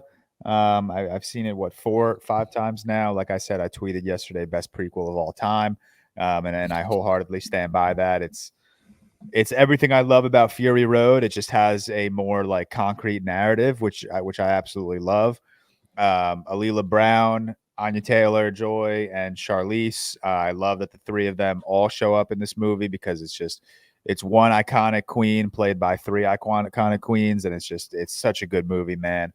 That 12-minute straight Fury Road action sequence Silly. it's insane. And then the whole do the bombing knocker now, like it's so good. It's so good. And the whole, I mean, I'm beating the fucking shit out of a dead horse, but the whole final sequence with Anya and Chris just by themselves on screen going head to head. Best part of the film. Best part of the film. One of my favorite villains, probably my favorite villain of the year, and probably one of my favorite protagonists of the year, just going head to head, just 15 minutes of them just talking and Chris Hemsworth getting punched in the face. And is there a villain near him this year? Really? Is there a better villain than him? No, is there a villain even like close to the same quality? You know, honestly, I mean, I don't think he's close in terms of like actual quality of the character. Here's a hot take. I know, silly. I know the Immortan Joe is not like he's not really a villain in Furiosa. He's more of just like he's just kind of there. He's so good, dude. Every single line delivery is insane. That mask he wears and the way it muffles his voice, the way it's scary. Like it's frightening. And then that one shot, I swear, I put this on my Insta story the other day. The one shot where it's the Immortan Joe's face and Chris Hemsworth's face just right next to each other. That is such a good shot, and it's literally just 2 people staring at each other. But I love that movie. That's my number 2. My number 1, surprise, it's Challengers. I was gonna make that joke. I was literally about to say that. What a fantastic Dune Part 2 is obviously my number 1. Everything Cam said, it's so good. It's like one of the best movies ever made. It's so fun. Like this is a movie. This is a real movie. It's science fiction excellence. You guys know I'm just such a sucker for incredible world building. And just my science fiction bias might be kicking in, but I truly think this is just one of the greatest achievements in filmmaking. Kiss the Ring is so good. It's probably gonna be my most played song of the year on Spotify. It's so fucking good. Like Tyler said, Timmy is just coming into his own, putting on an insane performance. The scene where he's in the middle of the Fremen, puts his fist to the air and just goes, "I am Paul Muad'Dib Atreides," and just goes on to be like, "Yeah, I'm the Lisan al-Gaib, bro." It's so good. Everything about that movie I am absolutely in love with. It's my number 1 of the decade, and I truly don't even think another movie this decade will surpass that. I don't know. I can't imagine I like a movie more than Dune 2. I'm close to saying it's my favorite movie ever, above The Dark Knight. Like I'm like 1 or 2 rewatches away from that. That's how much I love it. I thought you had we rewatched tonight, George. I think we maybe like FaceTime. Yeah, and just rewatch. and just do a watch party, just me and you. Yeah. I would definitely do that. But yeah, it's that good in my mind. But all right, we did a full Dune 2 deep dive, so I'm not going to go into any deeper. We'll just go through our top 10 quickly. I'll just go since I'm talking. Bad hosting. Sorry. At a 10, I got Bad Boys 4. At 9, I have Love Lies Bleeding. At 8, I have The Fall Guy. At 7, I have Inside Out 2. 6 was Civil War. 5, I saw the TV Glow. 4, Monkey Man. 3, Hitman. 2, Furiosa. And 1, Dune Part 2. Seth, remind us of your top 10. 10, I have Kinds of Kindness. 9, I have Monkey Man. 8, I have Kingdom of the Planet of the Apes. 7, I've got Chime. 6, I've got The Beast. 5, The First Omen. 4, Hitman. 3, Furiosa. 2, Challengers. And 1, Dune 2. Hell yeah. Tyler, 10 through 1. 10, Late Night with the Devil. 9, Kinds of Kindness. 8, Bad Boys Ride or Die. 7, Snack Shack. 6, I Saw the TV Glow. 5, Love Lies Bleeding. 4, Furiosa. 3, Problemista. 2, Doom Part 2. And 1, Challengers. Very nice. And Cam, wrap us up. Number 10, The Ministry of Ungentlemanly Warfare. 9, Quiet Place Day 1. 8, Bad Boys 4. 7, The Fall Guy. 6, Inside Out 2. 5, Kingdom of the Planet of the Apes. 4, Challengers. 3, Furiosa. 2, Hitman. And number 1 is Dune Part 2. Very nice. Banger top half, mediocre. Yeah, really, I was about to say the same thing. Like my top 5 is truly just banger after banger, but then like 6 through 10 is just a bunch of like, I could very easily see all 5 of these movies not even being in my top 15 at the end of the year. Yeah. Before we get to the negatives and talk the crap of the year, let's talk some super early awards predictions. If the Oscars were tomorrow, who is your best director? Predictions? Not predictions, just like if you were to rank best Dune, directors, Dune. who are you picking? Like no predictions, just who's your best actor of the year right now, best lead actress, best director. Obviously, we can assume our best picture would be all of our number 1. So Dune for myself, Seth, and Cam, and challengers for Tyler. For me, I think I still take Timmy at the 1 for best actor. He's not as far ahead as he once used to be. I think Glenn Powell in Hitman is truly. We give Glenn Powell like best aura because I think he's got that. But I don't know if that. Paul Atreides, man, I don't know. Well, Like yeah. actor though, but it should be something like. Yeah, the Oscars needs a best aura award. It does. But yeah, for me, it's Timmy right now. But again, Glenn and even I'll throw in Dev Patel. For Monkey Man, they are not that far behind. I think they are fucking fantastic. You guys tell me, because I do have a couple of questions in terms for Furiosa. Would Chris Hemsworth, he'd be supporting actor, right? They change all the time. I don't get it. I assume he'd be supporting. Again, my argument is he's in it like more than Anya Taylor-Joy. Yeah, exactly. That's and then my follow-up question would be, is Anya Taylor-Joy also supporting actress? No, she'd be the movie's lead. named after her. She's the name. Yeah. Like she is the main lead. But I mean, like, she doesn't come in till like the hour 15 mark, and at that point, like Alila Brown had so much screen time. Yeah, but when she'd be lead. Okay, Yeah, that's what I figured. So if she's lead, she is my number 1 pick for best actress right now. I'll take Timmy best actor, Denis best director, supporting actress. Again, it depends. What are we considering Adria Arjona for Hitman? I think she'd be supporting. Yeah. She'd be supporting, and it's very, very rare for a movie to have a lead actor and a lead actor. And the lead, like one's a lead and the other will be supporting. Completely agree. Yeah. She also doesn't come in till like halfway through the movie. Yeah, that too. That's like my biggest like. How much screen time are we warranting for like best actress? Yeah. And then I know Jesse Plemons just won the best actor award at Cannes, I believe. Yep. He would be in my nomination 5 right now for best actor. I think he's fantastic. With all my criticisms for Kind of Kindness, the acting is absolutely not one of them. I could for sure see Emma Stone catching a supporting actress nomination or even a best actress nomination. I don't know what you would consider that.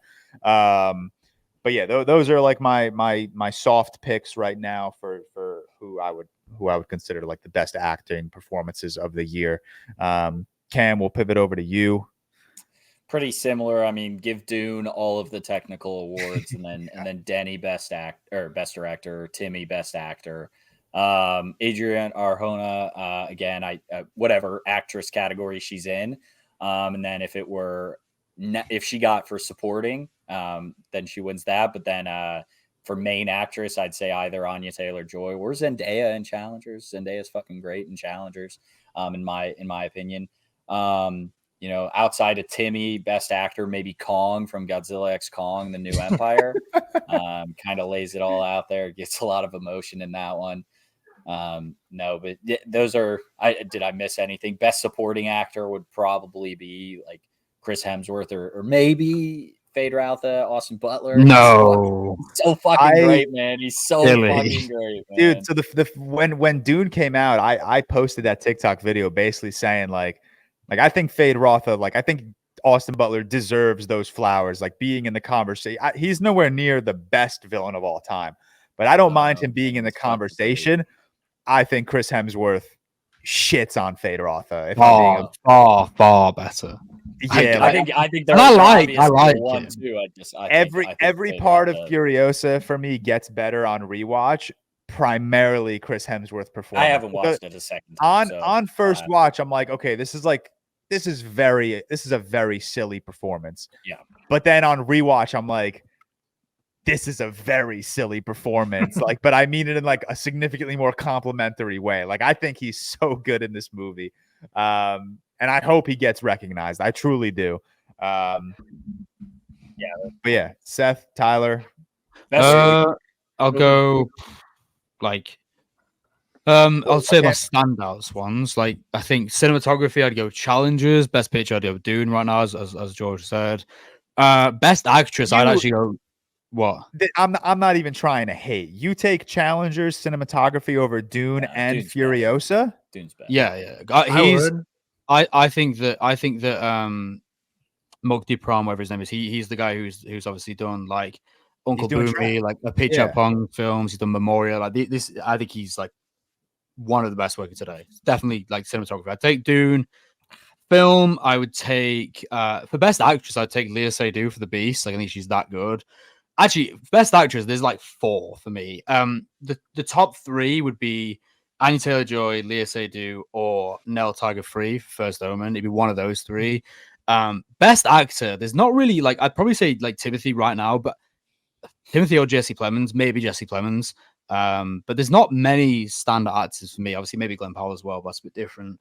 Supporting wise, I think supporting actor, I love Chris Hemsworth in Furiosa. I think he's I think that's by far the best work he's ever done in his career, and I hope he continues on that trajectory because I think he's so good. No, not Love and Thunder.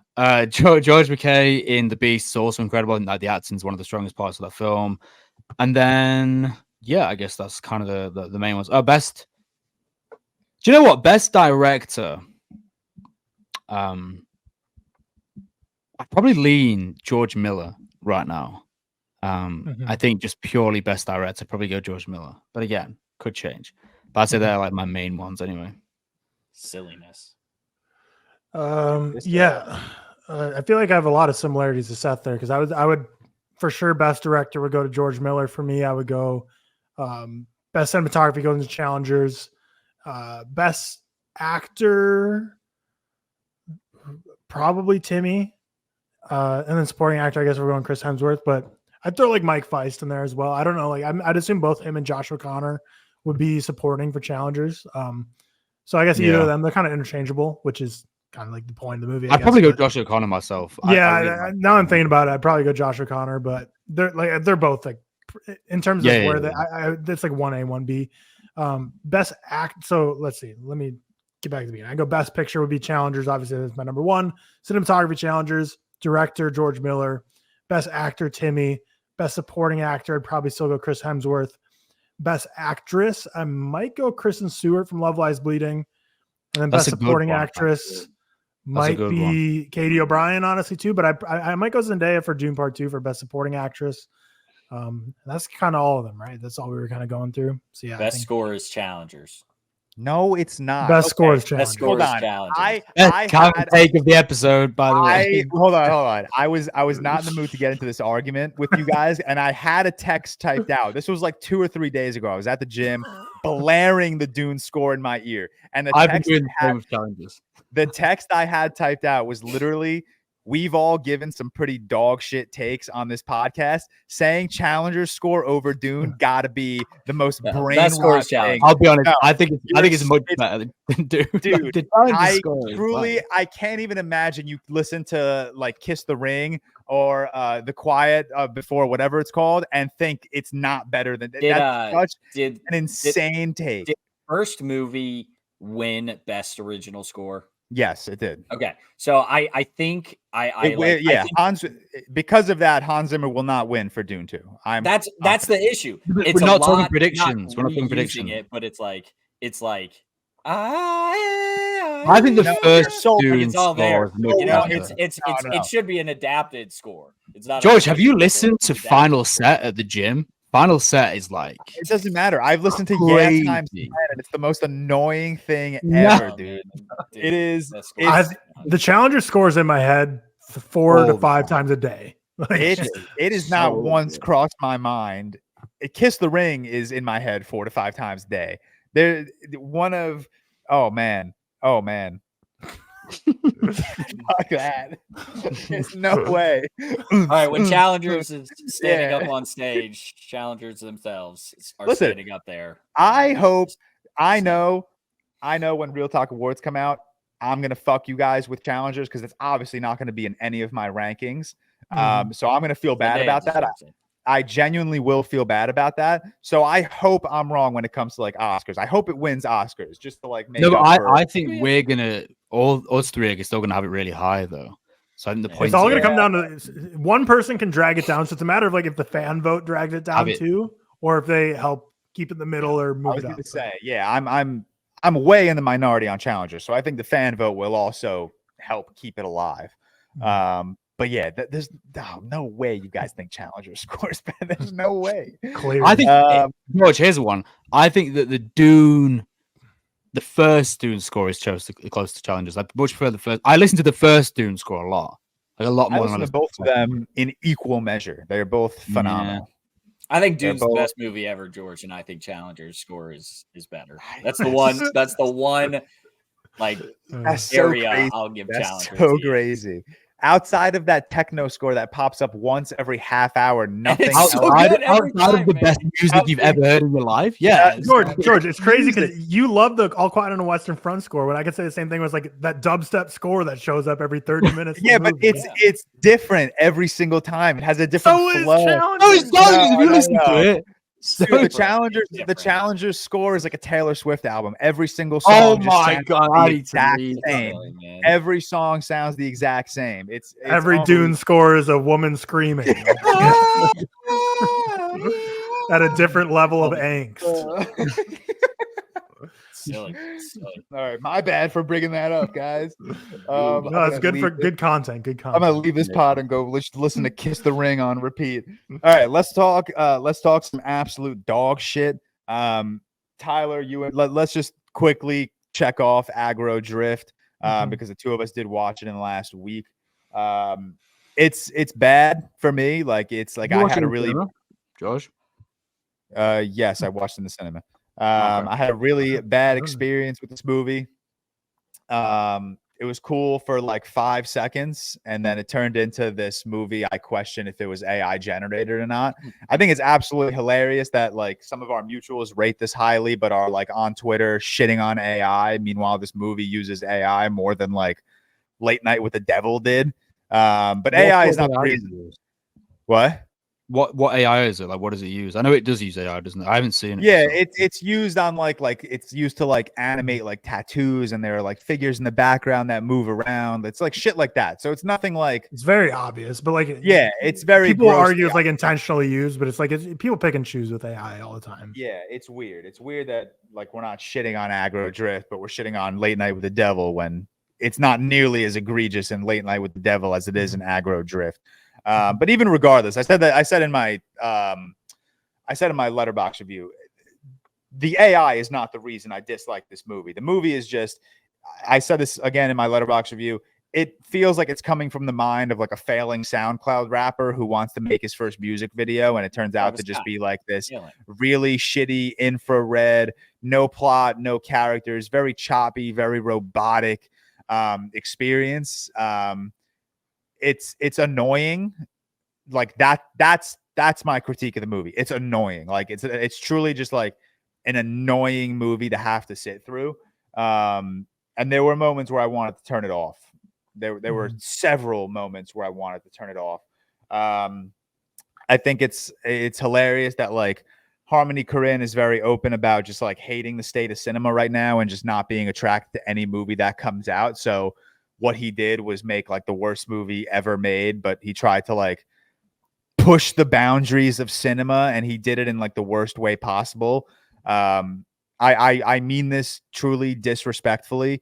Whatever this movie was, let's never do it again. Like, let's start and end infrared bullshit here, like right here. This is where it starts and ends. Like, let's never gets a little angry on. I'm serious. Like, let's never do this again. This was bad. This was so dog poo to sit through. It was tough. It was tough to sit through. And again, like, I can respect filmmakers trying to push the boundaries of cinema. This like was Robert Zemeckis with Polar Express. That's pushing the boundaries. I guess. But like, this was not it for sure. This was bad. This was all time bad. Tyler, I know you gave it a 1 star, so you're a tad higher on it than I am. Some would say I'm 100. I'm twice as high. Yeah, you are twice as high. Yeah, but AGGRO is such a. It's like, so, you know, obviously I love The Happening now, and I can see why people wouldn't, even if you can take the deeply rich thematic elements of it and you understand that, you can still be like, you know, it's just not a movie for me, and that's fine.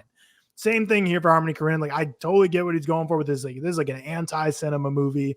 Everything he hates about the film industry, he's trying to put into this one film and just put out this slop. And you said you want to turn it off many times. There's so many moments where I was like, did it rewind? Like, is it, because this movie's like, it replays the same shit over and over. And like, I think Sydney was in her review, she was talking about how like Harmony Korine's mind is just like such a immature juvenile mind. And I feel that too. It's just like, he type of dude. Like, I feel like just like dick jokes and fart jokes are funny too. Like, it's just, I didn't care for this. Like, I get what he's trying to say, I guess, but this movie's just not anything I ever want to rewatch again. Like, it's just so blah. Like this is not even on the same level as Skinamarink. Like, Skinamarink, I would rather watch. Like, Skinamarink has stuff that I would rewatch and like feel like I could like get tension out of it and be intrigued by the story. This is just like nothingness. It's just slop thrown on the screen.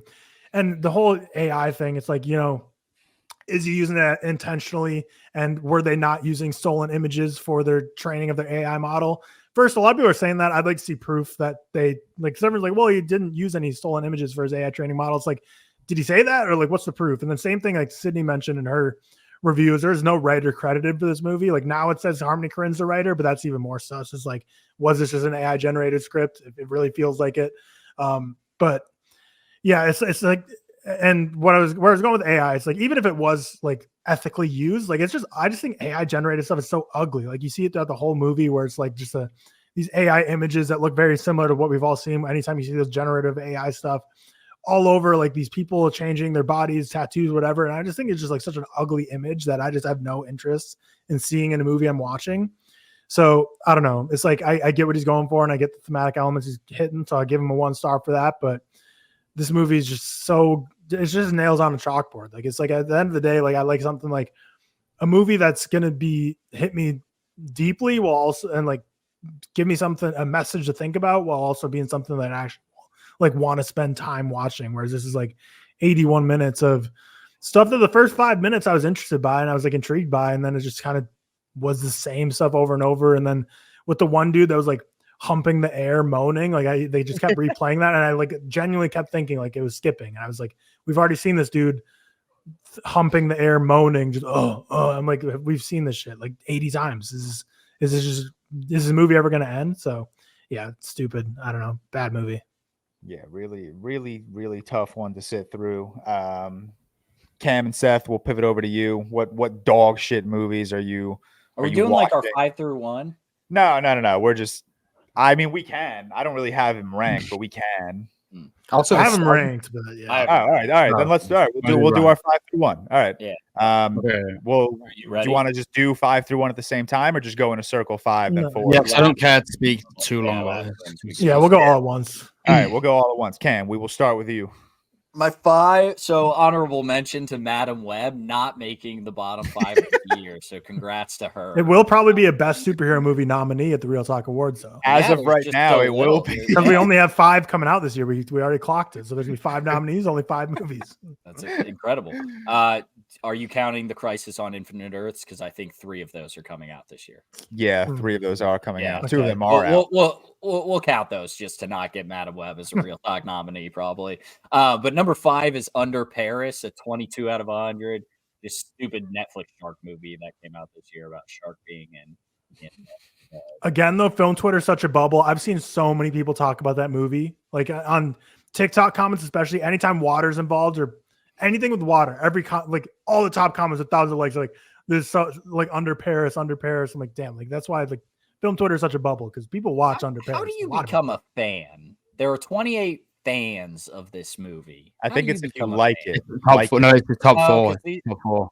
Oh, It's top 4. currently it's in top your 4. top 4. Oh, Yeah, is it it's currently really? in top 4. Yeah, it is. It's currently in top Oh, 4. That's crazy. It's 28 people. 28 got this in their top 28 4. people You got it in the are- top 4? Well, probably about 28 people worked on the movie, so it kind of checks out. Yeah, but it's a shark being in the Seine. And I think right now, that's how it's pronounced, if I'm not I mistaken. believe so. I think right now people are trying to like shit in the Seine or something to stop the Olympics. Yep. I saw that on Twitter or on TikTok the other day, and I didn't really watch the video after they told me to shit in the Seine. And I was like, I don't know if I need to watch this. But yeah, it had like some commentary about like how we're polluting the ocean, and it's made like a super shark or something. I don't know. It's not a good movie. That's all you have to say. Yeah. And then another one. This is like at the start of the year, I kind of was just watching anything. So a movie called After Everything. So it's a trilogy, and I haven't seen any of the prior 2 movies. So I forget exactly what trilogy the other movies are, but yeah, 21 out of 100 Netflix release, not very good. And then an Amazon Prime release that I watched because I like Kaylee Kiyoko is Role Play. She's like a CIA agent, and then like she role plays as like a normal housewife, and yeah, I don't know, it's stupid, dumb, bad action movie. Number 2, so the second worst movie I've seen this year, Ricky Stenicki. Sorry, No, that's bad. crazy. So bad. Oh, not funny. It's genuinely Not funny at atrocious all. to watch. Yeah, it's not funny. I'm sorry to John Cena, who I honestly like, but I know people don't. I like him, but yeah, Zac Efron. What happened after the Iron Claw, man? Yeah, Andrew Santino. I don't think he's funny like at all. Yeah, it's just bad movie. And then the worst movie I've seen this year, and I'm happy it's here, is Rebel Moon Part 2, The Scar Giver. Truly ass, just genuinely a horrific production of a movie. And I can't wait for the director's cuts of these things because, and they have, I know we've talked about it. Them having different names is such a terrible thing. Like, just so. Are we genuinely disingenuous. confident that the director's cuts will be better? Like, I'm not do we watching really- them. I would like, I'm yeah. watching them, and Even they- the Zack Snyder defender, I'm like, I don't. It'll be better. I don't know if I believe that. I think they're just R-rated with more stuff. I don't know. I think in the first movie, I can't remember these movies for shit. I think in the first one, someone like almost gets sexually assaulted. And so like now all I think is the director's cuts was like, is she going to get sexually assaulted? Like, why do I want that? You know, I don't know. Just I don't even remember the first one's name. A Child of Fire, A Child of Ice and Fire, A Song of Ice and Fire, Yeah, it's Child of Ice and Fire. Isn't Dance it? of the Fire. Dance of the Fire. Dance of the Wait. Fire. Yeah, just All bad right, movies. Seth, what are your bottom 5? I was about to say top 5. What are your bottom 5 of the year? I was thinking of The Song in Ice and Fire, which is a George R. R. Martin novel. Yeah, that's what we're talking. That's I think, it's a Child of Fire, I think. Child of Fire, yeah. It is. Yes. Did I just cut out? Strangers Part 1.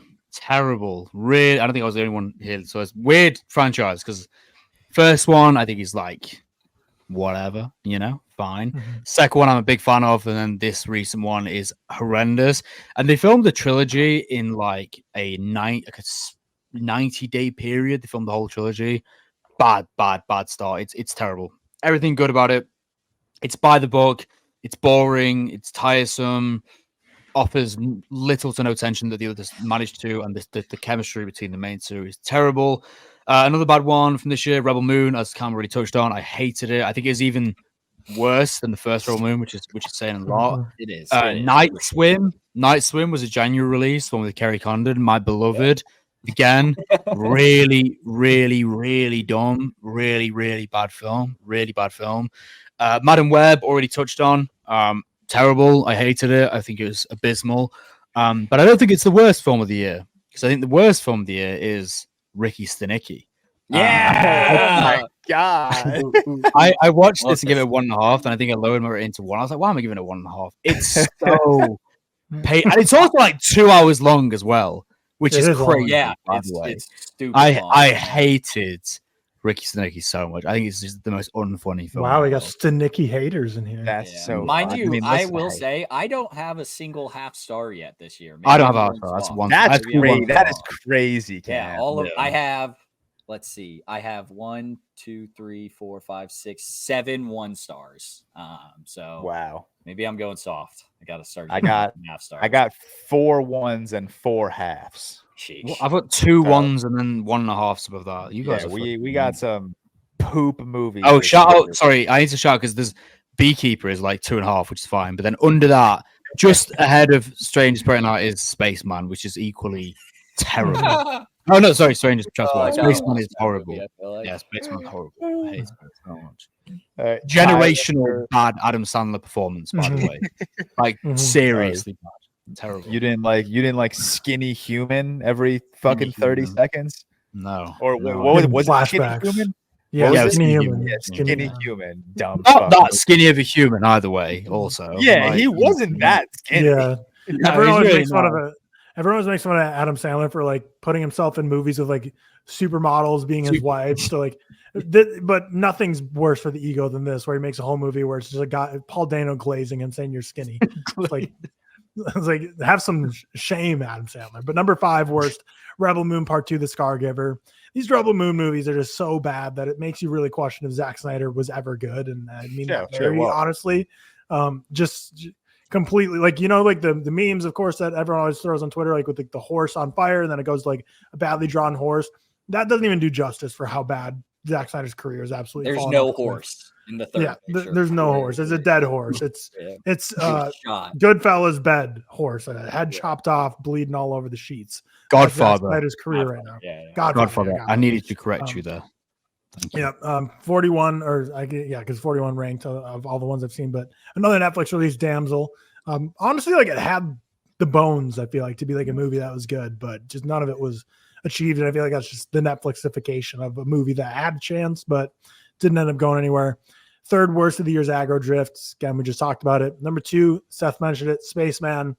Man, this movie was so grating. I wanted to blow up my PC when I was watching it. But the worst of the year for me is Miller's Girl. It's just that's the only half star I have for this year, because like all the other ones I mentioned are really bad, but like Miller's Girl is like bad, and I just like very much disagree with everything it stands for. So that's like enough to like extra push it down to a half star. But yeah, definitely overall this year's been incredibly mid. If the year continues on this exact same trajectory, it will not be anything we mention in 5 years from now when we talk about like the best movie years of the decade or anything. But yeah, I have optimism for the rest of the year for sure. Yeah, I mean, I pray I don't watch movies as bad as the ones that I've seen so far this year. My number 5 is Sasquatch Sunset. I almost did a deal for them, which I did. my- I Yeah, posted George a did do video. it. Oh, nice. I posted a video. It wasn't me saying the movie was good. It was just me being like, this Talking movie's about the out. movie, Yeah, yeah. it was just talk. So it's Yeah. not like I said the movie was good, but yeah, that was a tough one to sit In through. my spot where like I never get anyone reaching out for me to like do some sort of movie, I it took everything in me to just. We know. We saw your ad for that 80 I for don't Brady want DVD, whatever it was. That was awesome. That was Blu-ray. I still haven't seen that movie. Still haven't watched it. Yeah, that's fair. I didn't watch Sasquatch Sunset until like probably a month after I posted my promotional ad on TikTok. Oh yeah. But all right, I had Sasquatch Sunset at number 5. My number 4 is surprisingly going to go to Madam Web. It's not in my bottom 3. So 4 is Madam Web. Number 3 is going to go to Aggro Drift. Believe it or not, there are 2 movies worse than Aggro Drift this year. Number 2, Something Wendigo, maybe. oh, the Wendigo. Wendigo. That's it. I don't What even the know. hell how- is this? Is this Dude, like hot to go? It was this really shitty, like, I don't even know how to describe it, like semi supernatural How do you spell it? The Wendigo. Windigo. Oh yeah, 2024. My, It's not even my got an average letterbox- rating, George. 186 people have logged this film. Listen, How brother, did you find it? I was Spell it for me watching one more dog time. shit. WIN. Windigo. Just Wendigo. It's not showing No, up my results either, It is Ken. I think we have not to scroll popping up on down. Letterboxd. I did it It's first not thing. a- No, No, Cam, the Wendigo. The Wendigo. It's a Go. white Gabe- poster. Gabe Torres is the director. Shout out, Gabe. Yeah, shout out Gabe for making one of the worst movies ever made. Which, believe it or not the worst movie of the year. Worst movie of the year for me goes to Alice in Terrorland. Oh yeah. That's- I remember you watching That's this. so funny. Jesus Christ. That's- This was so fiscally irresponsible. I want you guys to know that I spent $4.99 on this movie. That's the worst. I spent That's so $4.99 to watch Alice in Terrorland, a movie with a 1.7 letterbox Why? rating. It Why? was 3:30 in the morning, and I was in the hospital because this was after surgery. So after surgery, I had to stay in the hospital for like 6 days. So this is where I watched Alice in Terrorland, Madam Web, the Wendigo. That's so I funny. pretty much was like, yeah, I was just tortured, and now I got to stay in this hospital. So let me Let's torture torture myself myself, some yeah. more. And I watched Alice in Terrorland, unironically hilarious. But yeah, not the best movie. My review on Letterboxd for the Wendigo is felt cute, might burn myself alive later. Don't text. And then my review. Oh wait, where did Alice in Terrorland go? My Alice in Terrorland review was kind of funny. It was, I simply refuse to believe I spent $5 to rent this and watch it. Fiscally irresponsible, worthy of jail time. Yeah. This has so few views, but it's the director's most watched movie of his filmography. Richard John Taylor. He's literally like Josh O'Connor in Challengers when he's like looking at that bagel, like starving and can't afford a hotel room. When you purchase that on Prime or whatever, he was like, You just "Holy bought a shit, mistake. we're eating today." Like we got one person bought our movie. Yeah, Like, I hell probably like paid for this man's coffee with my $4.99. He is this guy, Richard John Taylor, the director of Alice in Terrorland. He is the Jeff Prophet of low budget horror movies. Don't you dare compare someone to the Prophet. That is Jeff crazy. Prophet is the king of low budget. crime What do you want? thrillers. No Crime budget, thriller. no budget, George. No not low budget. budget. Low budget is Richard like the John Blair Witch Taylor. Project. Like, Yeah, This guy has a movie called The Huntress of Auschwitz. yeah. And he has like 5 movies about the craze, which I is like can't the imagine gangster that. film. 5 films Yeah, about the I can't craze. imagine. yeah. All right. So yeah, that's bad. I spent way too much money on half-star movies this year. Because let me make it clear, I paid for the Wendigo too. I paid for the Wendigo as well, which was bad. That was tough to see. But let's move on. We got 2 trailers this week. We won't spend too much time on like trailers and news, just because I don't think anything really warrants it. Trailer number 1, Trap. Fuck yeah, man. People think I'm lying on Twitter when I say I'm excited for Trap. I'm not. I'm really excited. And that second trailer, the real Trap is, George. The friends we made along the way. Nope, the real Trap is that M. Night's convinced you that he's going to make a good movie. Yeah, that is true. M. Night. You liked his last film. I'm excited. I'm very excited. You liked his last film. He's on a streak for you right now. Could be. But yeah, M. Night's greatest accomplishment is not his movies. It's convincing people his movies are good. So I'm excited for Trap. Anything Trap you guys looks really fucking good though. Yeah, Trap looks great. I've seen like 80 theories at this point of what like is going to happen. So it's like I feel like if M. Night manages to do none of what I've seen, like already people all over Twitter or like theorizing on TikTok, bravo, because I feel like I've seen every possible. I'm excited because obvious to crazy. I have not seen anything, and I haven't like tried. I've tried to stay away from the. Yeah, I've seen one of the funniest theories I've seen is that the trailer wants you to believe that Josh Hartnett is the serial killer when in reality it's his daughter and Josh Hartnett is just an accomplice. Yeah. Which I think that or like she's like a vampire or something. Yeah. I've seen those theories. I would love the Shyamalan twist of this to be that it's his most divisive film yet. Because this is everyone's already mentioned on Twitter. This is like the first time ever everyone's been on board. It seems like. Oh yeah, you replied that to me. It looks really good, man. Do not fuck this up. It looks so good. He's going to find a way to fuck it up. Let's make that clear. He fucks up most. I don't even care to argue. It's just that they're just lost at this point. Yeah. I got one more in me, he says. Yeah. I can make one more bad one. All right, and we just this morning we got the Joe Kosinski, Brad Pitt starring F1 movie. Hilarious that it's just called F1. Got to be the weakest title. Yeah, what the fuck? I truly thought like for a while that was just like a stand-in title, and like they were gonna change it, but no, it's actually called F1. Did anyone watch the trailer throughout this episode? Yeah, I watched it on the podcast. It looks. There's a real Kerry Condon's in it. It's a teaser trailer. It is not like really. It's not anything. a trailer. Yeah, it's just footage thrown together with Queen over it. With "We Will Rock You," and "We Will Rock You" is a good song. I think that as a sport, it's probably like down there with the bottom 3 sports I never want to watch in my life, and I have zero interest in watching. So I'm not an F1 I could like any motorsport. I just like zone out. They're gonna give you. We should note, or maybe someone said this and I didn't hear it, but it's a $300 million movie. It's a mega expensive movie. It's probably gonna look great. Just Joseph Kosinski doing things like Top Gun Maverick, like pushing the boundaries of like putting cameras actually in planes and having them fly. I'm sure Brad Pitt was doing some driving for this and shit, and it's probably gonna look awesome.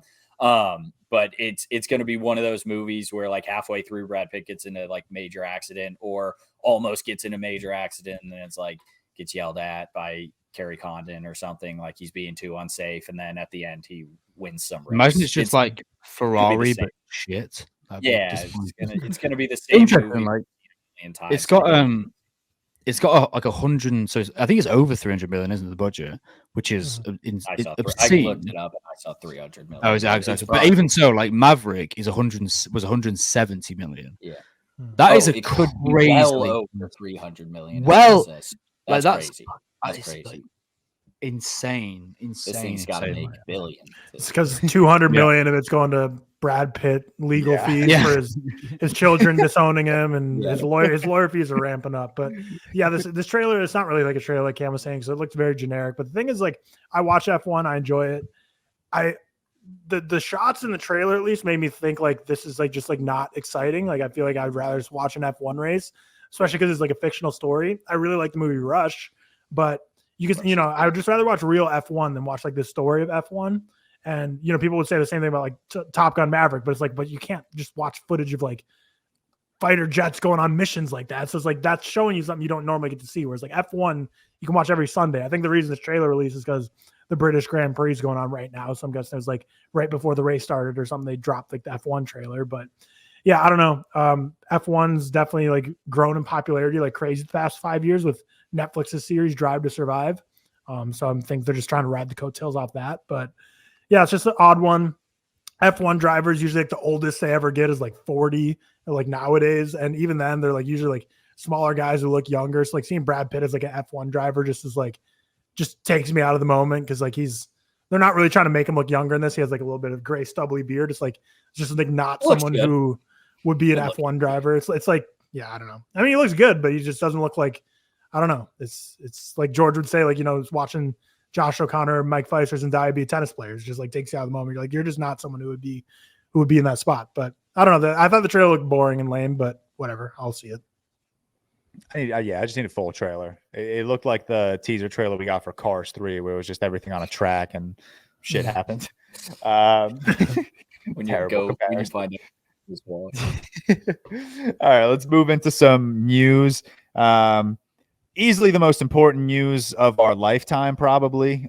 Zack Snyder teases that his Justice League film is releasing in theaters. Was that real? I thought that was a fake tweet. Honestly, I don't know. I saw it on Discussing Film. It's not confirmed.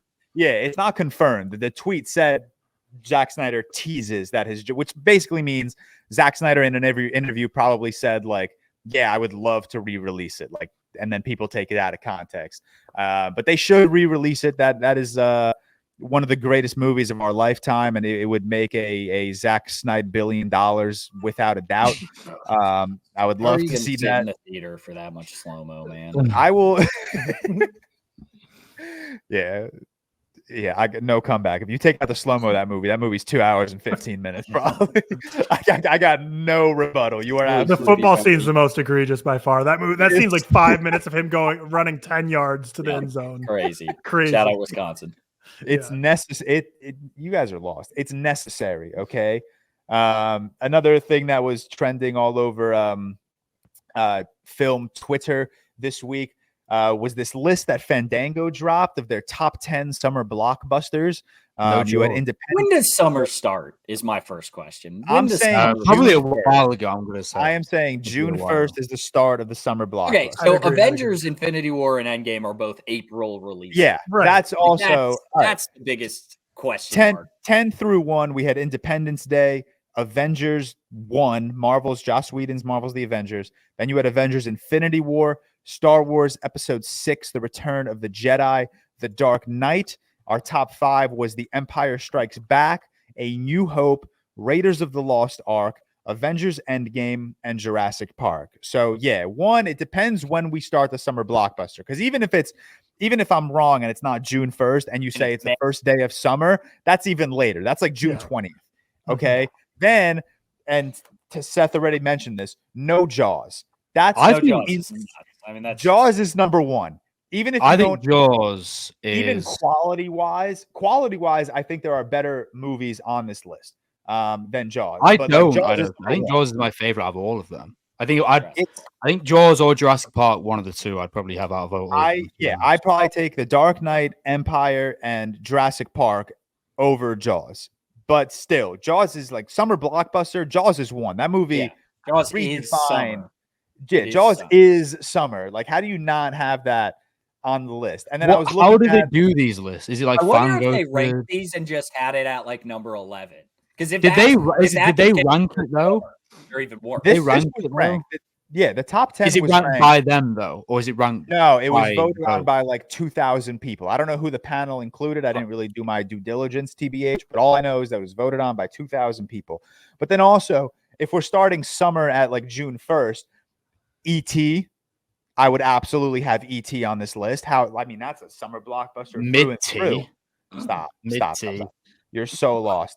I can't even imagine if this list included Forrest Gump, because that movie came out in July, and like, regardless of what you think of Forrest Gump, that's one of the most successful summer blockbusters out there. Yeah. And you mentioned Top Gun Maverick. Yeah, Top Gun. Fuck me, Top Gun Maverick. I don't Top Gun Maverick over like at least 5 of them, I think. Yeah. That might be. I mean, honestly, like whatever you think your rating of this is fine. Like people rate it differently. I don't understand putting 2 April releases on this thing. No, for sure. Yeah, I think, like that's not summer. But also, then you can make the argument like, okay, maybe it's box office, but then like Endgame should have been number 1. So I like truly don't even know the parameters of this list. Yeah, I think there's 3 criteria to be a summer blockbuster. 1 has to be fucking release in summer after June. That would be, that's a major one. 2, it has to be a blockbuster, meaning it has to do well at the movies. If you're under $200 million, you're disqualified. It has to be like 200 million plus. And then 3, and this is like the criteria I'll throw in. It has to feel like a summer movie. Jaws feels summery. Yeah. Top Gun Maverick feels summery. Independence Day, 4th of July summery. Like the Avengers movies, regardless of what you think of the quality, like I don't think of those movies and think like, oh yeah, summer movies. No. But beyond Same that, with it's a fucking any of April those movie. Dark Knight or Dark Empire, Knight too. like, none of those are summer. I've never thought about Star Wars as a summer movie either. No. Like Back to the Future. Solo Should've is been on the kind list. of on a beach at some point. No, but it's like, you know what I mean? Like, it doesn't feel No, like I agree with you. I agree with you. Mostly because it's not on Earth. First off, like it's Curse of the Black Pearl. Come on now, man. It's a banger. I think. Oh shit! Yeah, Curse of the Black Pearl is a good one. Even like, I feel like even the When did that release though? It's like what? Like no, Curse of the Black Pearl was July. I'm looking at these lists. Oh, okay. Well, that would be high up for me. If we're including the Avengers movies, which did not come out in June, July, or We can August, just include then any you have to film look ever. at like Sam Raimi's Spider-Man. That came out in May. I would absolutely put Spider-Man on the list of best. But then we blockbusters. can just include any blockbuster ever at that point. If they're Yeah, not including, like- if they're including films that didn't release in the summer, the whole list is ruined. I wish they just like released more like parameters. Like, what is this list? Like it Avatar: just The Way doesn't of Water, the best December summer blockbuster. Yeah, Yeah. it's like real. All right, silly. moving on with news. I think this. I know I joked about Zack Snyder being the biggest news of the week. I think this is actually probably the biggest news of the week, and that was just all of the first looks we got at Gladiator 2. Man, Paul Mescal looks mean. Denzel Washington looks drippy, just sitting there. Everyone, looks so fucking cool, Pedro man. Pascal looks good. When it comes to like, I feel like regardless of what you think of like Ridley's latest movies, which I know like House of Gucci not very well received. Napoleon was kind of middle tier. I really like The Last Duel, but I know a lot of people don't love these movies. Even if you don't love Ridley's latest projects, you know he's going to bring the sauce with the production design and the costume design. And that these like initial set photos just amplified that. Like, we're coming into something fantastic. Me personally, I love Paul Mescal. I love his sad boy act. I'm so excited to watch him do something else. Like, I am so excited to watch him. Like, just it looks like he's about to go feral. That one picture that came out of his like just entire torso looking jacked. He's like growling in the face. It looks insane. So I'm very excited about that, obviously, which I think everyone on this pod should be or is. Hell yeah.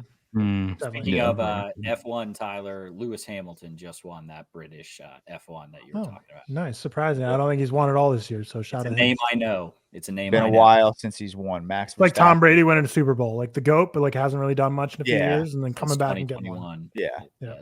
But the world. Gladiator 2 looks good. Yeah. Yeah, Gladiator couldn't is very imagine good. any better.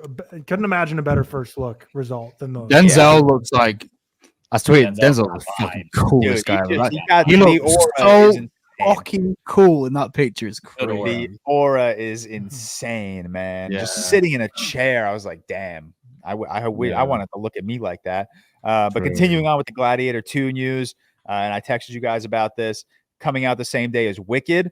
We got to stop, man. We got to stop with all this Barbenheimer, trying to recreate the Barbenheimer hype. It's not going to work. One is a You don't Christopher like Nolan. Wicked? Plus, it's like Wicked as well. Wicked. Like, come on, man. Like, Dude, it's like, you're comparing a Christopher Nolan film and a Barbie movie starring Margot Robbie to Gladiator 2 and a movie no one gives a fuck about, Wicked. No, that's actually not true. Wicked's We gonna don't do care. good. People like Wicked's going to do crazy I numbers. think Wicked might do better at the box office than Gladiator 2. There's no. No, I it think will, it it definitely will. will. Gladiator, yes. Love Gladiator, yes. Sorry, I thought you were Gladiator going to say won't Barbie do or well. Robbie. No, Oh, no, not no, Barbie. no. Not No, no. Barbie. Gladiator won't do making well. money. Yeah, It won't Gladiator's do going well. to be the next What's the Furiosa. budget on We're it? all complaining about. Yeah, it. it's 300 also. You Yeah. got to be. Oh, a is it lot. 300? Jesus Yeah, Christ. got to be a lot. That's 310, hefty. dude. That is hefty. That's a big number, man. That's a huge. Greenlit Yeah, that's not making shit. $65 million, and then That's going to be on one of the lists at the end of the year, like biggest flops of the year. That's 100% with Yeah, you. no matter what. Yeah. Yeah, 100%. Give me, Yeah. I promise you, give me $300 million and I will use it wisely. I promise you. 100 million I on will- black. I All will of a not. sudden, Do Yeah. not give me. Well, please give me it, but I will not use it. Okay, question. Since Cam just mentioned it, if someone gives you $300 million, how much are you immediately like placing a bet on? Like, how much money are you taking? None. To, like, Brother, really? I'm an ex-gambling addict. That'd be gone like that. I Like, probably can't crazy gamble anymore. But I'm just if I saying, could, Tyler, I you're not would. throwing like $1 million on just like the craziest. No, because parlay. why? why would you I need don't to know. do that? You have It's- 300 million. If someone's 'Cause you- given me 300 million, I'm already at the point that I like don't. You don't need. To. Who needs more than 300 Yeah, you million? don't Like, come on, need we don't more. like that's just selfish. That's Give me crazy. 3 million. Billionaires in the world. Yeah, give me 3. Like, well, give me $1 million actually at that point. All Yeah. right, my bad for asking a question. It's a fair question. All right, Cam, this was mostly for you. We got some new looks at Anthony Mackie as Captain America. I see a lot of people. I mean, I know a lot of people are up in arms just in general about any Marvel news that comes out, but a lot of people are up in arms comparing his suit in Brave New World to that of Falcon and the Winter Soldier, and it is a little bit of a downgrade. Smile through the pain, everybody. Okay. We're excited. No, you're not excited. This movie has gone through like a million production issues from what I've heard, and so that coupled with which I like the suit. Like, I don't have an issue with the suit, and I guess it does look like the Captain America like suit that I can't even think Chris Evans wore. But I like it. I don't have an issue with it. I liked his other suit. I don't know. I just know I think this has gone through like 6 reshoots or something. This is the movie that like The Boys is making fun of when it says, yeah, we just reshot the reshoots and it's the most expensive movie ever, which means it's good. Like, this is that movie. Yeah, I don't know. It's hard to get me excited for this one, knowing like all the shit that's gone on behind the scenes, like of just having to reshoot everything. Let's see what the budget is. $350 to $375 million. That's You're fucking and Marvel. If you have to spend that much money on a movie, you're cooked. You're screwed already, man. Disgusting, dude. Yeah. That's so gross. That's so Blade is going to be the first movie to make negative dollars. Blade isn't coming out. Blade is not releasing. That's not a real film. We know this. We had spoke about Blade on our first episode, by the way. This is not coming out. There's no way. Not a real movie. All right. Last bit of news. Not even news. Who cares? The final season of Stranger Things is now halfway through filming. It's not. I don't think we. I was like, what the hell? I assumed they would be like done. I thought they were like in post. Yeah. Why are we telling? Who cares if they're halfway through? Why did it take them so damn long? Why? Yeah. People need to Just get up film the and fuck- work. No one wants to work these days. Kids these days, Yeah, taking no 4 one- years to make their TV shows. They know nothing about. I think old one of Hollywood. them's in college. Like, pull this dude out of college. We got to film a damn show. Yeah, like Noah I don't Schnapp know goes what- like Penn State or something. It's like Is that who it is? you have unfinished business here. You can't be learning. Yeah. Make content. Don't people hate him now or something? Yeah, but it's like one of those things. Like with Absolutely Stranger hate Things, that. like I liked it so much, but like the years between each made my interest just drop each season. That's 'cause, the like, thing. Like, I it's so like hard to this be show, involved. but I can't like amp myself up for it. Yeah, I just want it to end just so I can like watch it and be like, okay, cool. Like I got my closure of how it Yes, ends or whatever. Yes, exactly. But exactly. yeah, I mean, And crazy. it's going to drop all on one day. We got to be coming close to like 10 Yeah, years ago when exactly. like, season 1 came out. We had this conversation last week where like we're waiting 4 years just to binge this show in 36 hours. Like it's not fulfilling unless hopefully season 5, right? This is about to be season 5. Hopefully it's the greatest season of television ever to make this 4 years worth it. But like probably not going to be. It's been 4 years. Oh wait, no, no, it hasn't. Season 1 came out July 15th of 2016. So we're definitely getting season 5 in 2025. So it's not 10 years, but it's a lot, man. 2 years in between each season is just silly. It's just silly. Yeah, it's too much. But Stranger Mid. all right, no, it's a good show. No, I've only seen first season. It was good. Awesome. We'll wrap up our episode there. 2.5 hours on the shorter side for us, I guess, compared to last week's almost 3-hour episode. But that was it. If you made it to the end, shout out. If you made it to the end, comment below. Let us know your top 5 of the year, your bottom 5 of the year. If you want to throw in your current, best actor, best actress, best director picks, go for it. Let's open some nice dialogue in our comments section. As always, shout out Stefan Johnson, Stefan Niebrick, and Sean Morales for being executive producers of the ReelTok Podcast. And shout out to all of our patrons, and just shout out to everyone that engages in our stuff. We will see you guys on Thursday. I don't know what we're doing on Thursday, but we will see you on Thursday. And then Friday, for our patrons, we are doing a review of Speed starring Keanu Reeves. So get that checked off your watch list so we could all, have a nice, fun conversation about that movie. And if we don't see you Thursday and Friday, if you don't listen to our Real Quicks, we'll see you next Monday for episode 97. Bye. Peace.